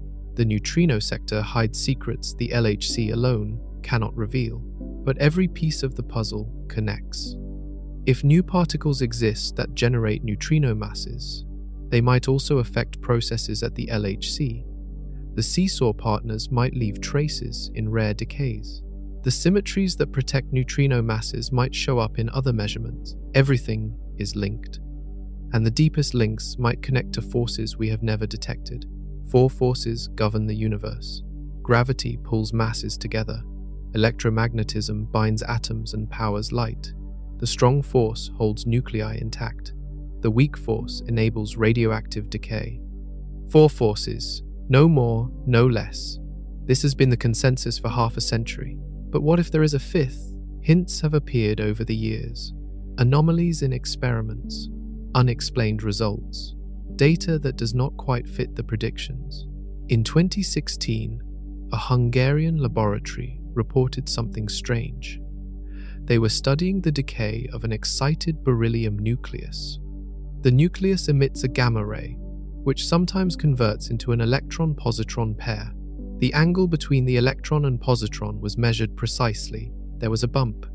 At a specific angle, more pairs appeared than the standard model predicted. The excess corresponded to a new particle with a mass of about 17 million electron volts, far lighter than the Higgs, but heavier than the electron. The team proposed a 5th force, mediated by a particle they called X17. Other laboratories tried to replicate the result. Some saw hints, others did not. The situation remains confused. The original Hungarian result has not been definitively confirmed or refuted. Theoretical physicists proposed models. A new gauge boson, similar to the photon, but much heavier and more weakly coupled. A dark photon with specific mixing parameters. A protophobic boson that interacts differently with protons and neutrons. CERN could contribute. If X17 exists, it might be produced in LHC collisions. The production rate would be low, but the clean signature of electron-positron pairs at a specific mass would stand out. Dedicated searches have been proposed. Other anomalies point in different directions. The muon magnetic moment, though now largely resolved, suggested for years that unknown particles were influencing the measurement. The proton radius puzzle, where different measurement methods gave different sizes, implied missing physics. Most anomalies fade with better data. Statistical fluctuations look like signals until more events wash them out. Systematic errors masquerade as discoveries until their sources are identified. But occasionally, an anomaly is real. The discovery of the positron began with an anomaly in cosmic ray data. The discovery of the neutrino began with missing energy in beta decay. The discovery of dark matter began with anomalous rotation curves in galaxies. Every confirmed discovery was once an unexplained blip. The fifth force might be noise, or it might be the next breakthrough hiding in plain sight. Scientists keep looking. They measure everything they can. They follow every lead, because the force that changes physics could be lurking in data that already exists. The Standard Model is not a final theory. Everyone agrees on this. It leaves too many questions unanswered. It contains too many arbitrary parameters. It fails to incorporate gravity, but no one knows what replaces it. The LHC was supposed to provide guidance. At energies around 1 trillion electron volts, new physics should appear. Supersymmetric partners, extra dimensions, compositeness, something. Nothing has appeared. The Higgs boson fits the Standard Model perfectly. No deviations in its couplings, no anomalies in its production, no signs of additional Higgs particles or exotic decay modes. The searches for new particles have set limits, not made discoveries. Squarks and gluonos, if they exist, must be heavier than 2 trillion electron volts. Extra gauge bosons must be heavier than 5 trillion electron volts. Excited quarks must be heavier than 6 trillion electron volts. The desert stretches farther than anyone expected. This creates a crisis for theoretical physics. The naturalness arguments that motivated supersymmetry appear to be failing. The universe seems fine-tuned after all, with no dynamical explanation for why the Higgs is light. Some physicists have proposed abandoning naturalness entirely. Perhaps the universe simply has arbitrary constants. Perhaps the anthropic principle selects for values compatible with observers. Perhaps our aesthetic preferences have no bearing on reality. Others insist new physics must exist. The hierarchy problem is real. Dark matter requires an explanation. The matter-antimatter asymmetry demands new CP violation. The evidence is indirect but compelling. The question is where the new physics hides. Maybe it is too heavy for the LHC. Future colliders with higher energies might find it. Maybe it is too weakly coupled. Specialized experiments targeting rare processes might detect it. Maybe it takes unexpected forms. Particles that live too long, or decay too quietly, or appear in channels no one thought to check. The Standard Model will break eventually. The only questions are when, where, and how. Every measurement at CERN is a test. Every analysis probes the edges. Every result either confirms what we know or reveals what we missed. So far, confirmation has dominated. But physics has surprised us before, and the biggest surprises often come from the places we least expect. The Large Hadron Collider has recorded roughly 300 trillion collisions since it began operating.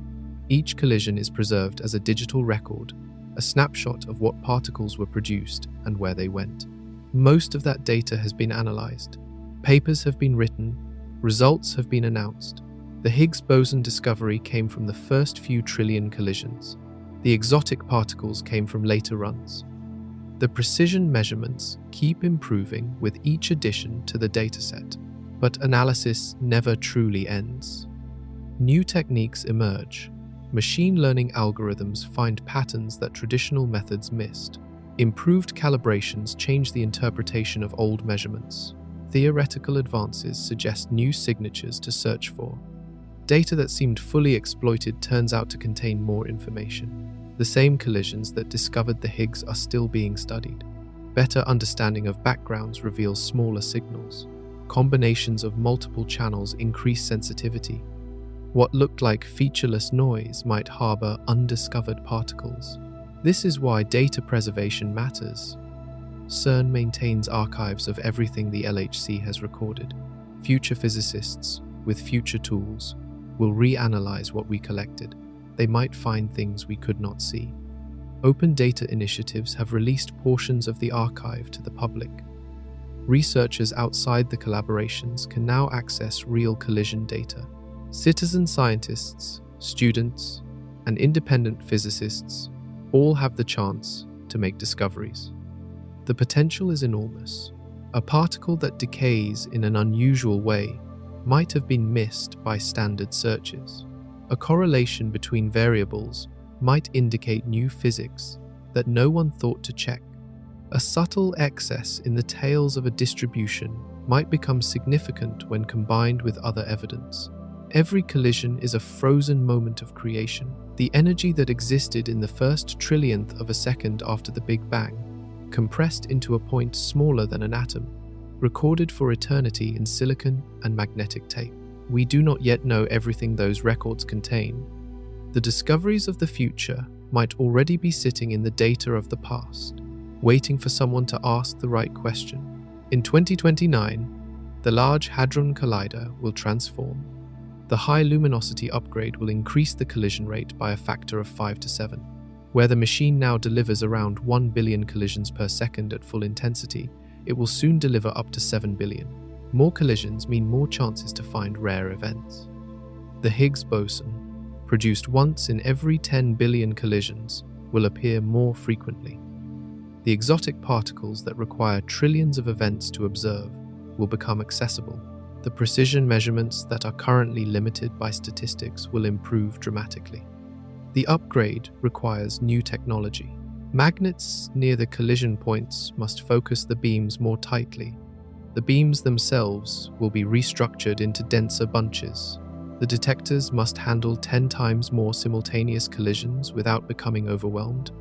Radiation damage is a major concern. The increased collision rate means increased radiation. Components that functioned for years at lower intensity will fail much faster. Entire sections of the detectors are being rebuilt with radiation-hardened materials. Timing becomes critical.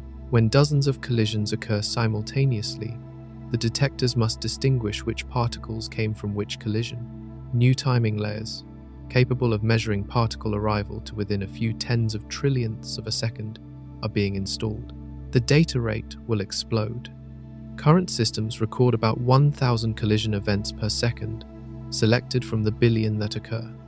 The high luminosity LHC will require smarter triggers that can identify interesting events faster. Machine learning algorithms will run in real time, filtering the data before it is recorded. The physics program is ambitious. Measure the Higgs self-coupling with enough precision to test the shape of the potential. Observe the rare decay of the Higgs to muon pairs with definitive significance. Search for supersymmetric particles in compressed spectra that current analyses cannot probe. Every component of the machine and its detectors is being improved. The project involves thousands of engineers and scientists from around the world. The cost is billions of dollars. The timeline stretches over a decade, but the payoff could be enormous. If new physics exists at masses just beyond current reach, the high luminosity LHC will find it. If the standard model has cracks that only appear with more data, they will become visible. The machine that discovered the Higgs boson is about to become far more powerful. What it reveals next could redefine everything. There is another way to reach high energies. Protons are messy. They are made of quarks and gluons, each carrying a fraction of the total energy. When protons collide, only some of that energy goes into creating new particles. The rest sprays outward as debris. Electrons are clean but light.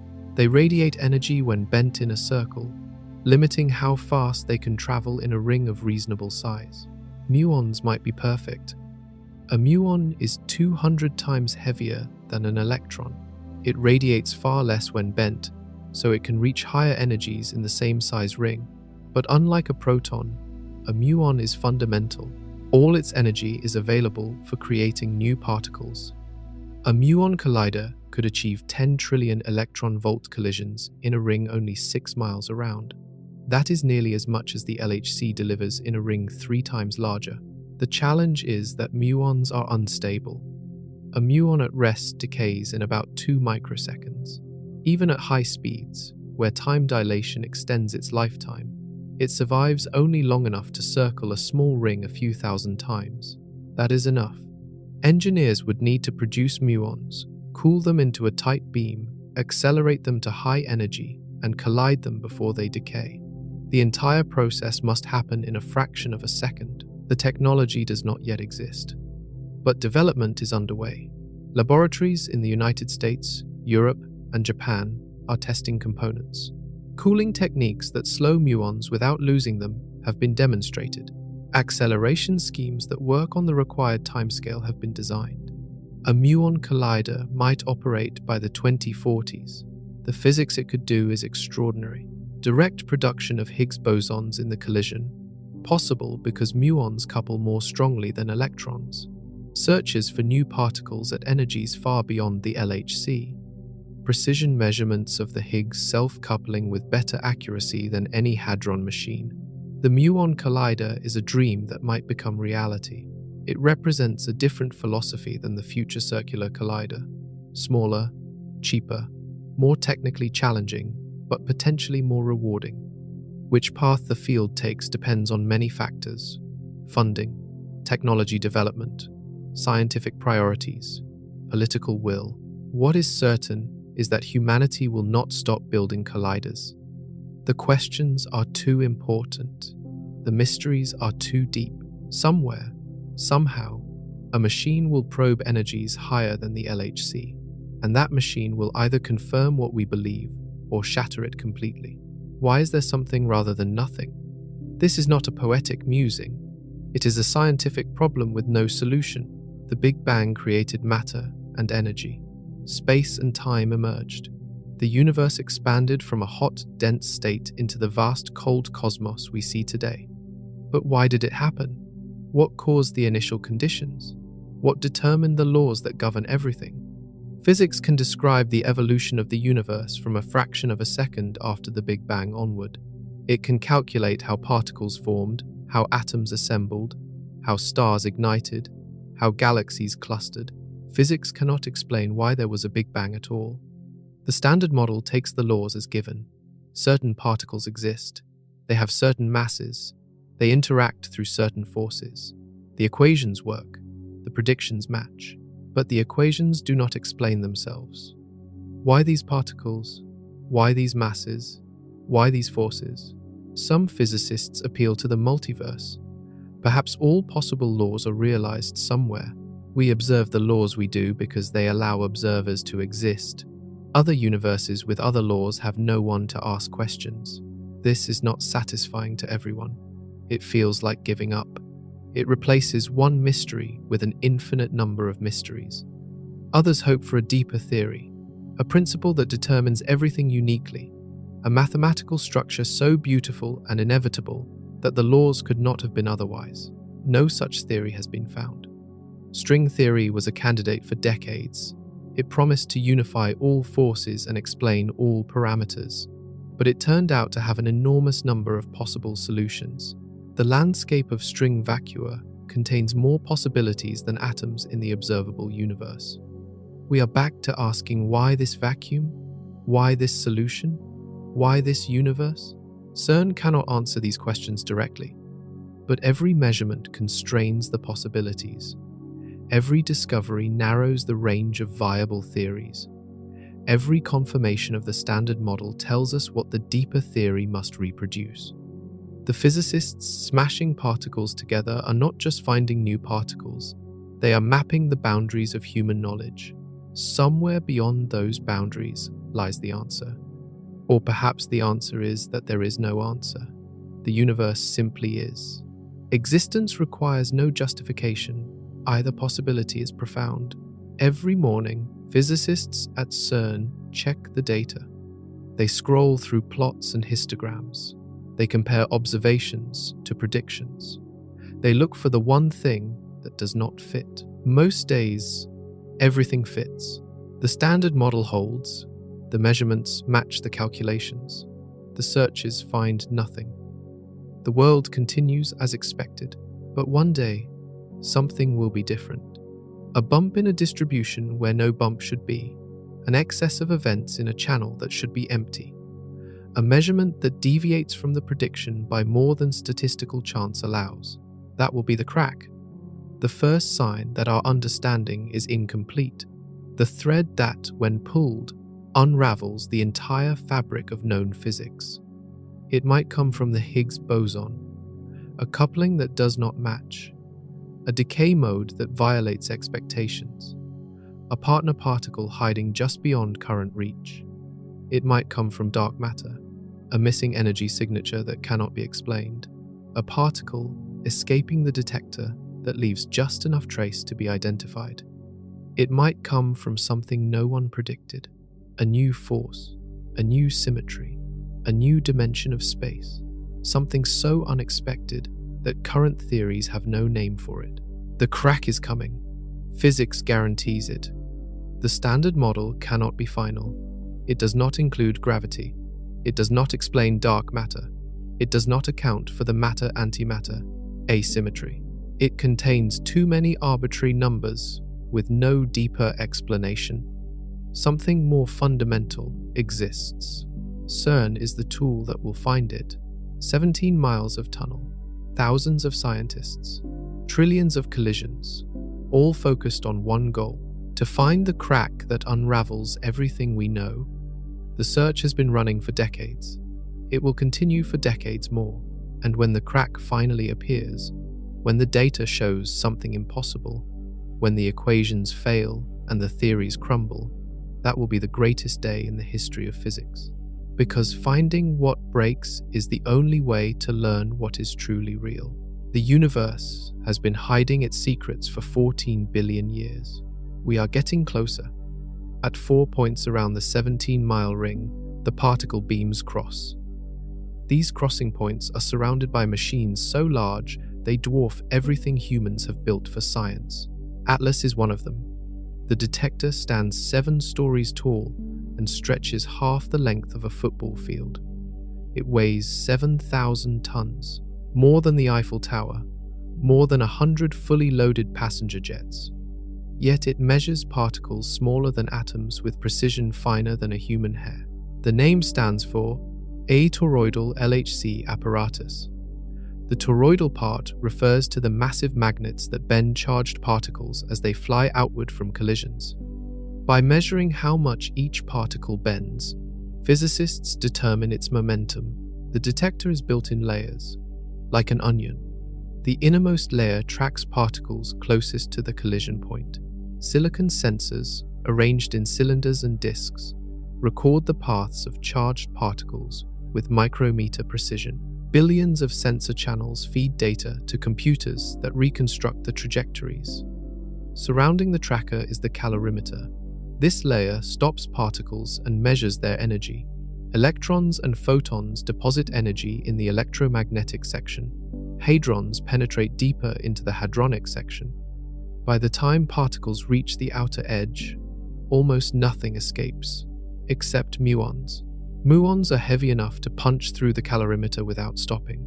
The outermost layer of Atlas is dedicated entirely to catching them. Chambers filled with gas detect the ionization trails muons leave behind. The toroidal magnets bend their paths, allowing momentum measurement even at the detector's edge. CMS takes a different approach. The compact muon solenoid is smaller than Atlas, but heavier. 14,000 tons packed into a cylinder about 50 feet long. The word compact is relative. Where Atlas uses toroidal magnets, CMS uses a solenoid. A single superconducting coil generates a magnetic field 100,000 times stronger than Earth's. This field bends particles inside the detector, allowing precise tracking in a smaller volume. The two detectors were designed independently by competing collaborations.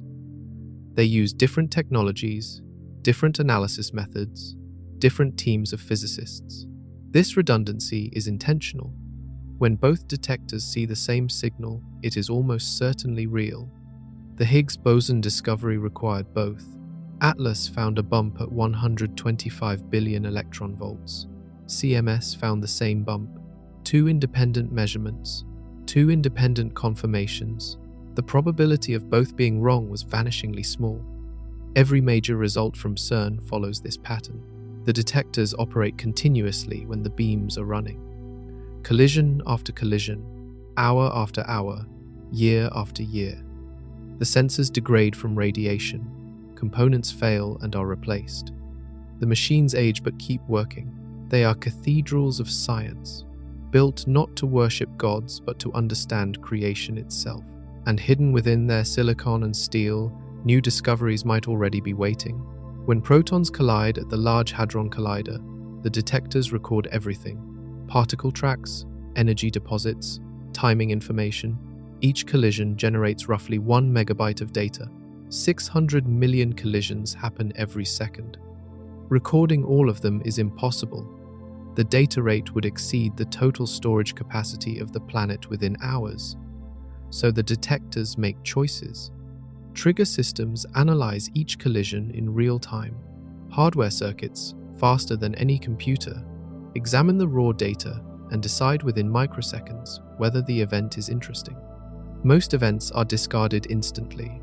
Only about 1,000 per second survive the first filter. Software triggers examine the survivors more carefully.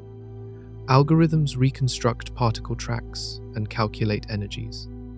Events that might contain Higgs bosons, exotic particles, or unexpected signatures are kept. Everything else is thrown away. What remains is still enormous. Roughly 100 petabytes of data are recorded each year. That is 100 million gigabytes. Enough to fill 20 million DVDs. Enough to store every book ever written 1,000 times over.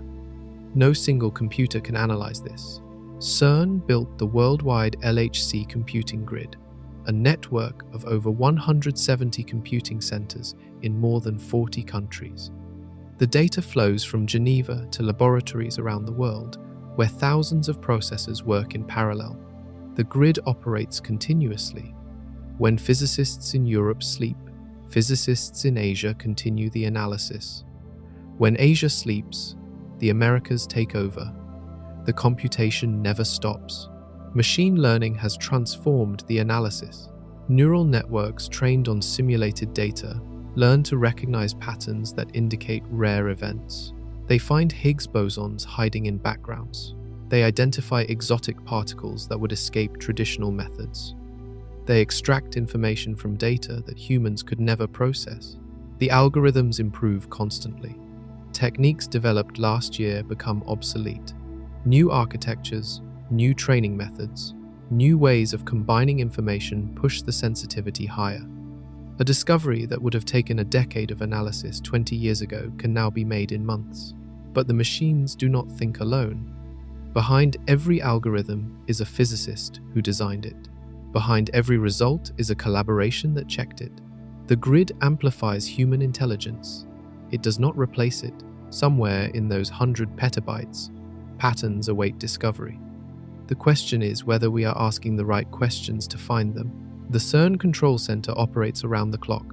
3 shifts, 8 hours each. Physicists and engineers watching screens, monitoring systems, keeping the machine alive. At midnight, the room is quiet. A handful of operators sit at consoles arranged in a semicircle. Screens display beam positions, magnet currents, vacuum pressures, cryogenic temperatures, thousands of parameters, all within acceptable ranges. Green lights across the board. The beams circle the ring in opposite directions. 11,000 laps per second, billions of protons in each bunch, traveling so close to the speed of light that time dilates measurably. Most nights are routine. The operators watch for anomalies: a magnet that warms slightly, a vacuum gauge that flickers, a beam that drifts from its ideal orbit. Small problems are corrected before they become large ones. But some nights are different. In 2015, a weasel chewed through a power cable and shut down the machine. In 2016, a tiny piece of baguette, dropped by a bird, caused a similar failure. The operators have learned to expect surprises. When something goes wrong, the response is immediate. The beam dump system can extract all the stored energy in less than a millisecond. Graphite blocks absorb the protons safely.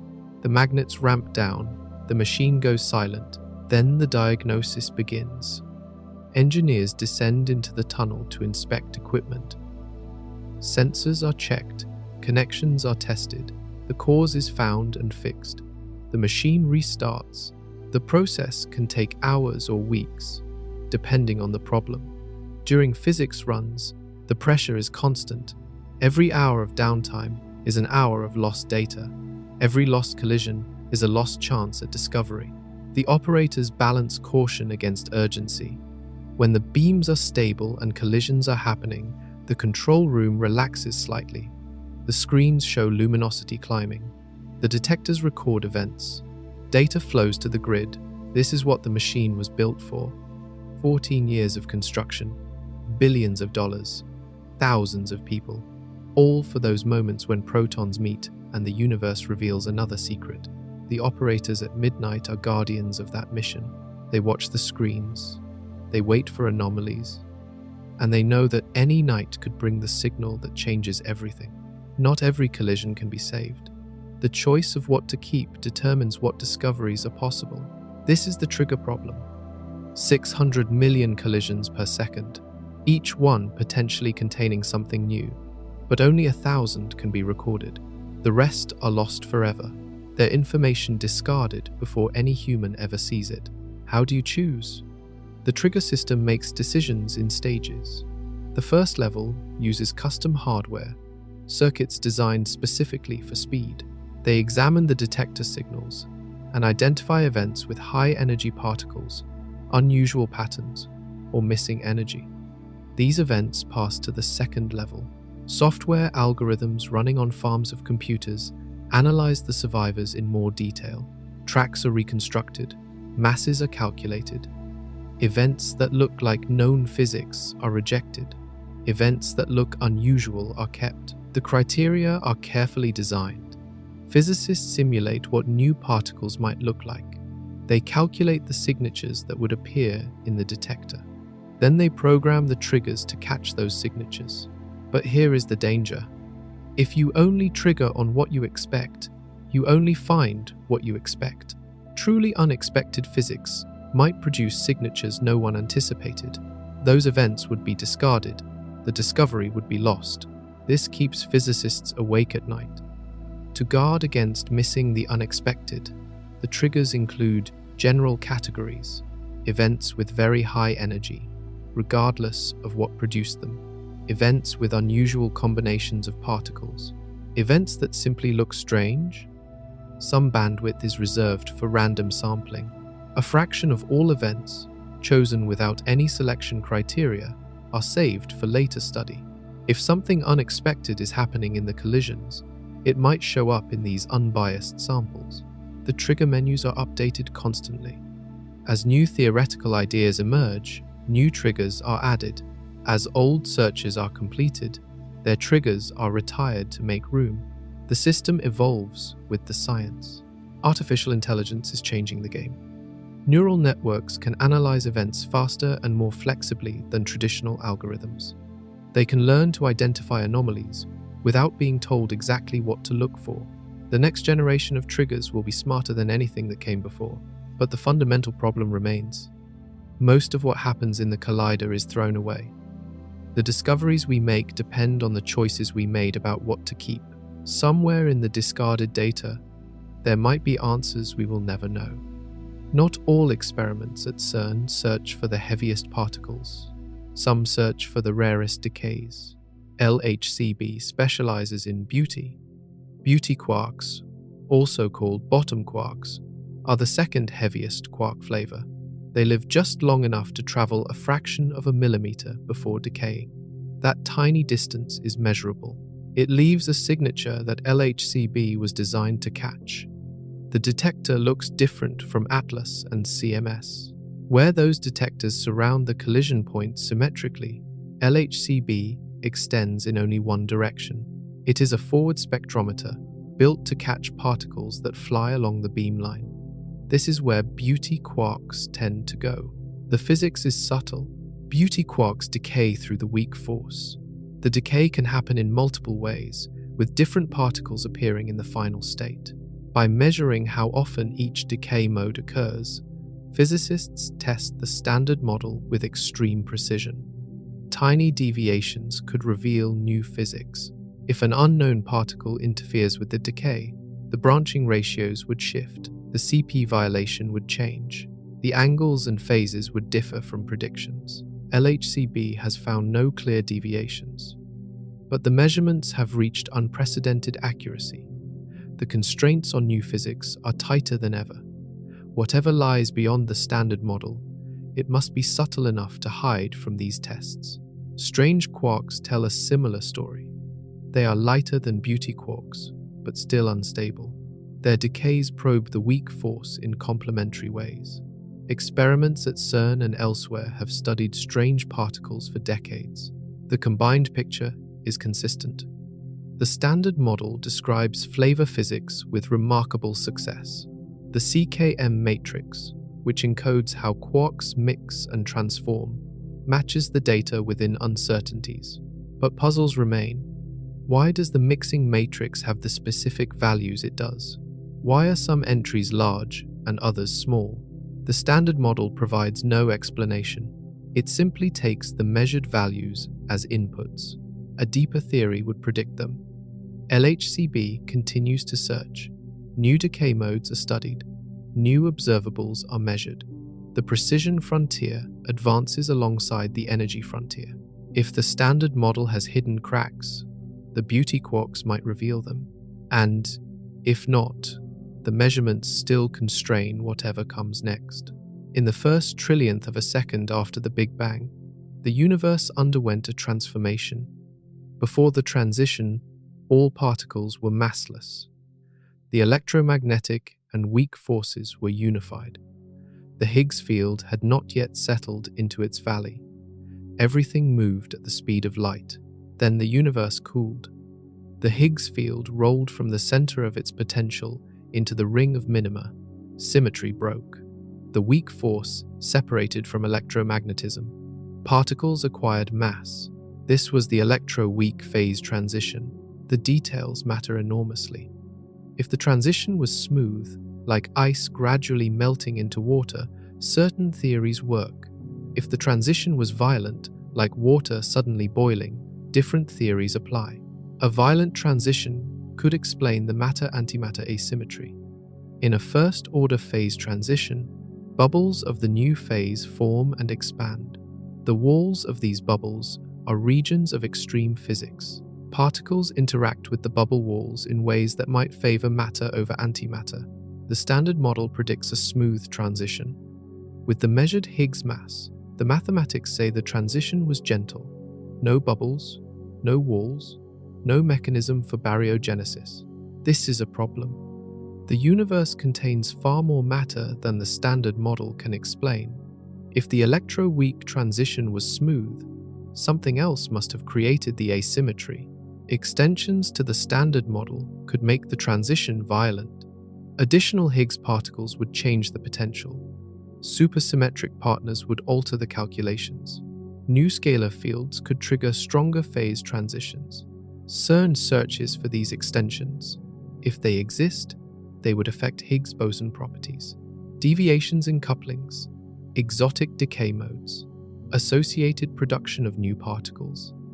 So far, nothing has been found, but the measurements are not yet precise enough to rule out all possibilities. The high luminosity upgrade will improve sensitivity. The future circular collider would improve it further. The electro-weak phase transition happened once, 14 billion years ago. We cannot repeat it directly, but we can study the particles involved and infer what happened. The Higgs boson carries the memory of that moment. Measuring it precisely is like archaeology at the smallest scales, digging through layers of quantum effects to uncover what the universe looked like when it was younger than any word can describe. The strong nuclear force has a strange property. It should violate symmetry, but it does not. In quantum chromodynamics, the theory of the strong force, there is a term in the equations that would cause CP violation. This term is allowed by all the symmetries of the theory. There is no mathematical reason for it to be zero, yet experiments show it is zero, or, at least undetectably small. The neutron has no measurable electric dipole moment. If the strong CP violation term were significant, the neutron would be asymmetric, with positive charge shifted slightly relative to negative charge. Experiments have searched for decades. The upper limit keeps dropping. The term must be smaller than 1 part in 10 billion. Why? This is the strong CP problem.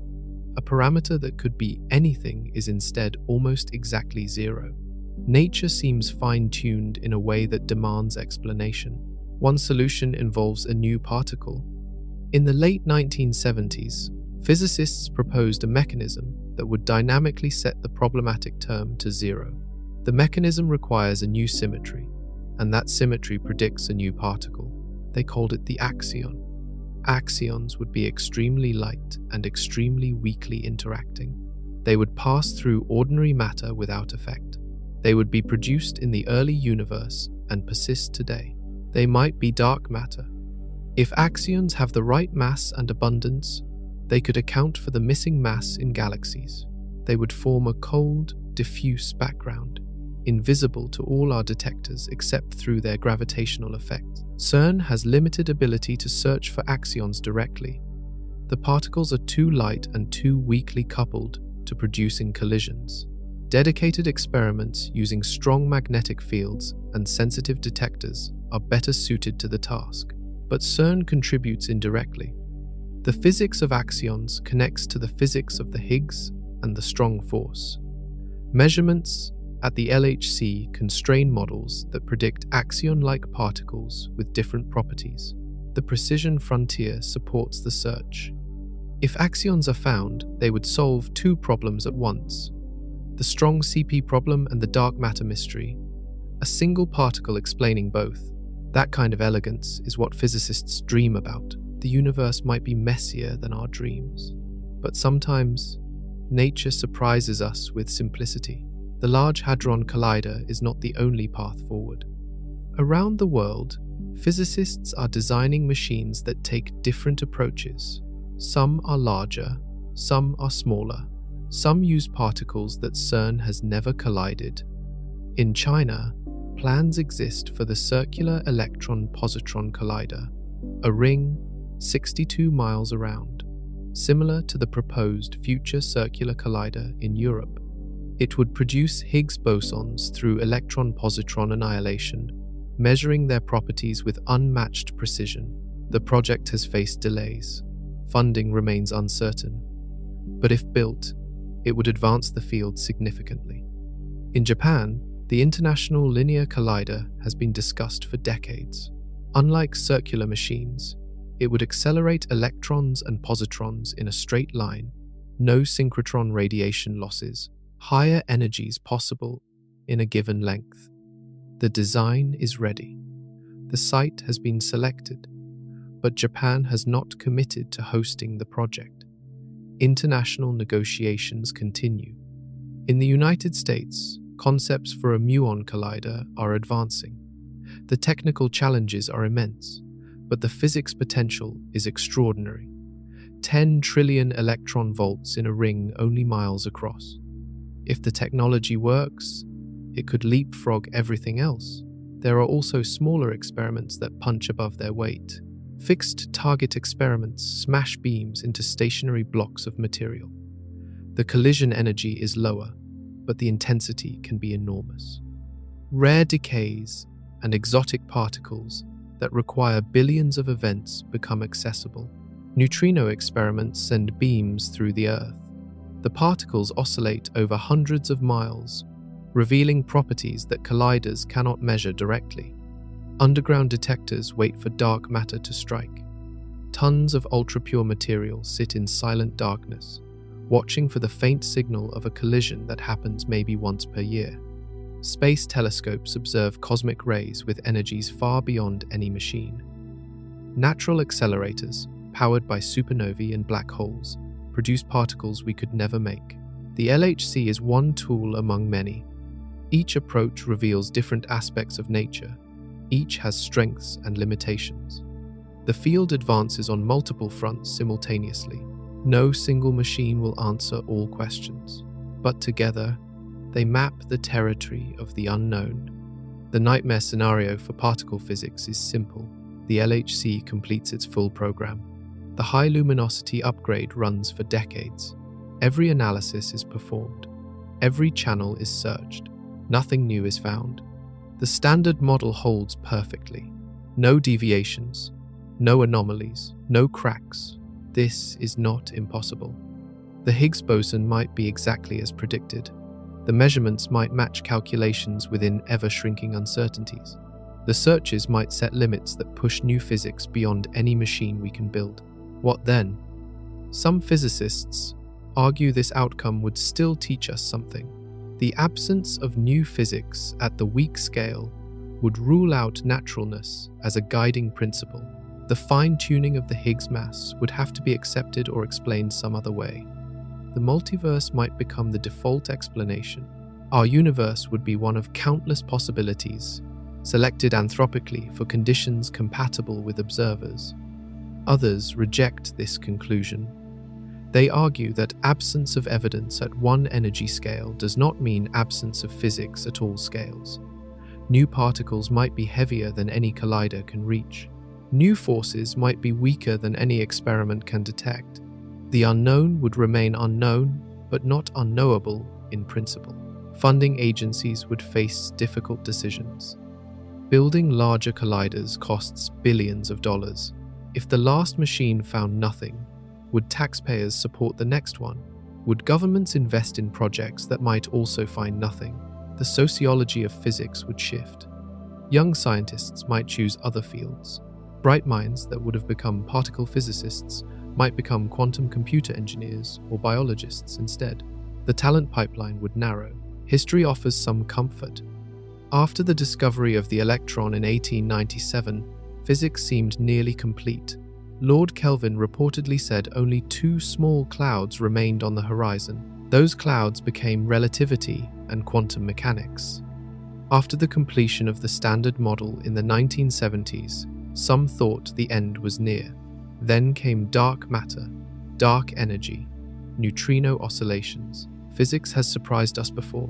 The deepest discoveries often come when the field seems stuck. But waiting for surprise is not a strategy. The machines must be built. The data must be collected. The analyses must be performed.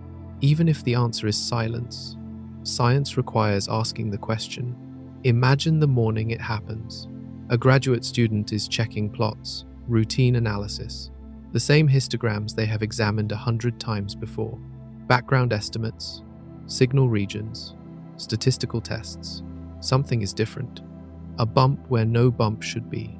An excess of events at a specific energy. Too many to be fluctuation. Too sharp to be background. They check their code. They rerun the analysis. The bump persists. They tell their supervisor. The supervisor tells the collaboration. Word spreads quietly through encrypted channels. Do not tell anyone outside. Not yet. Not until we are sure. More physicists examine the data. Independent analyses using different methods reach the same conclusion. The excess is real. The significance climbs. 3 sigma, the threshold where physicists start paying attention. 4 sigma, a strong hint but not yet discovery. 5 sigma, the standard for claiming something new. The collaboration schedules a meeting. In a packed auditorium, senior physicists present the results. Slides show the histograms, the fits, the statistical tests.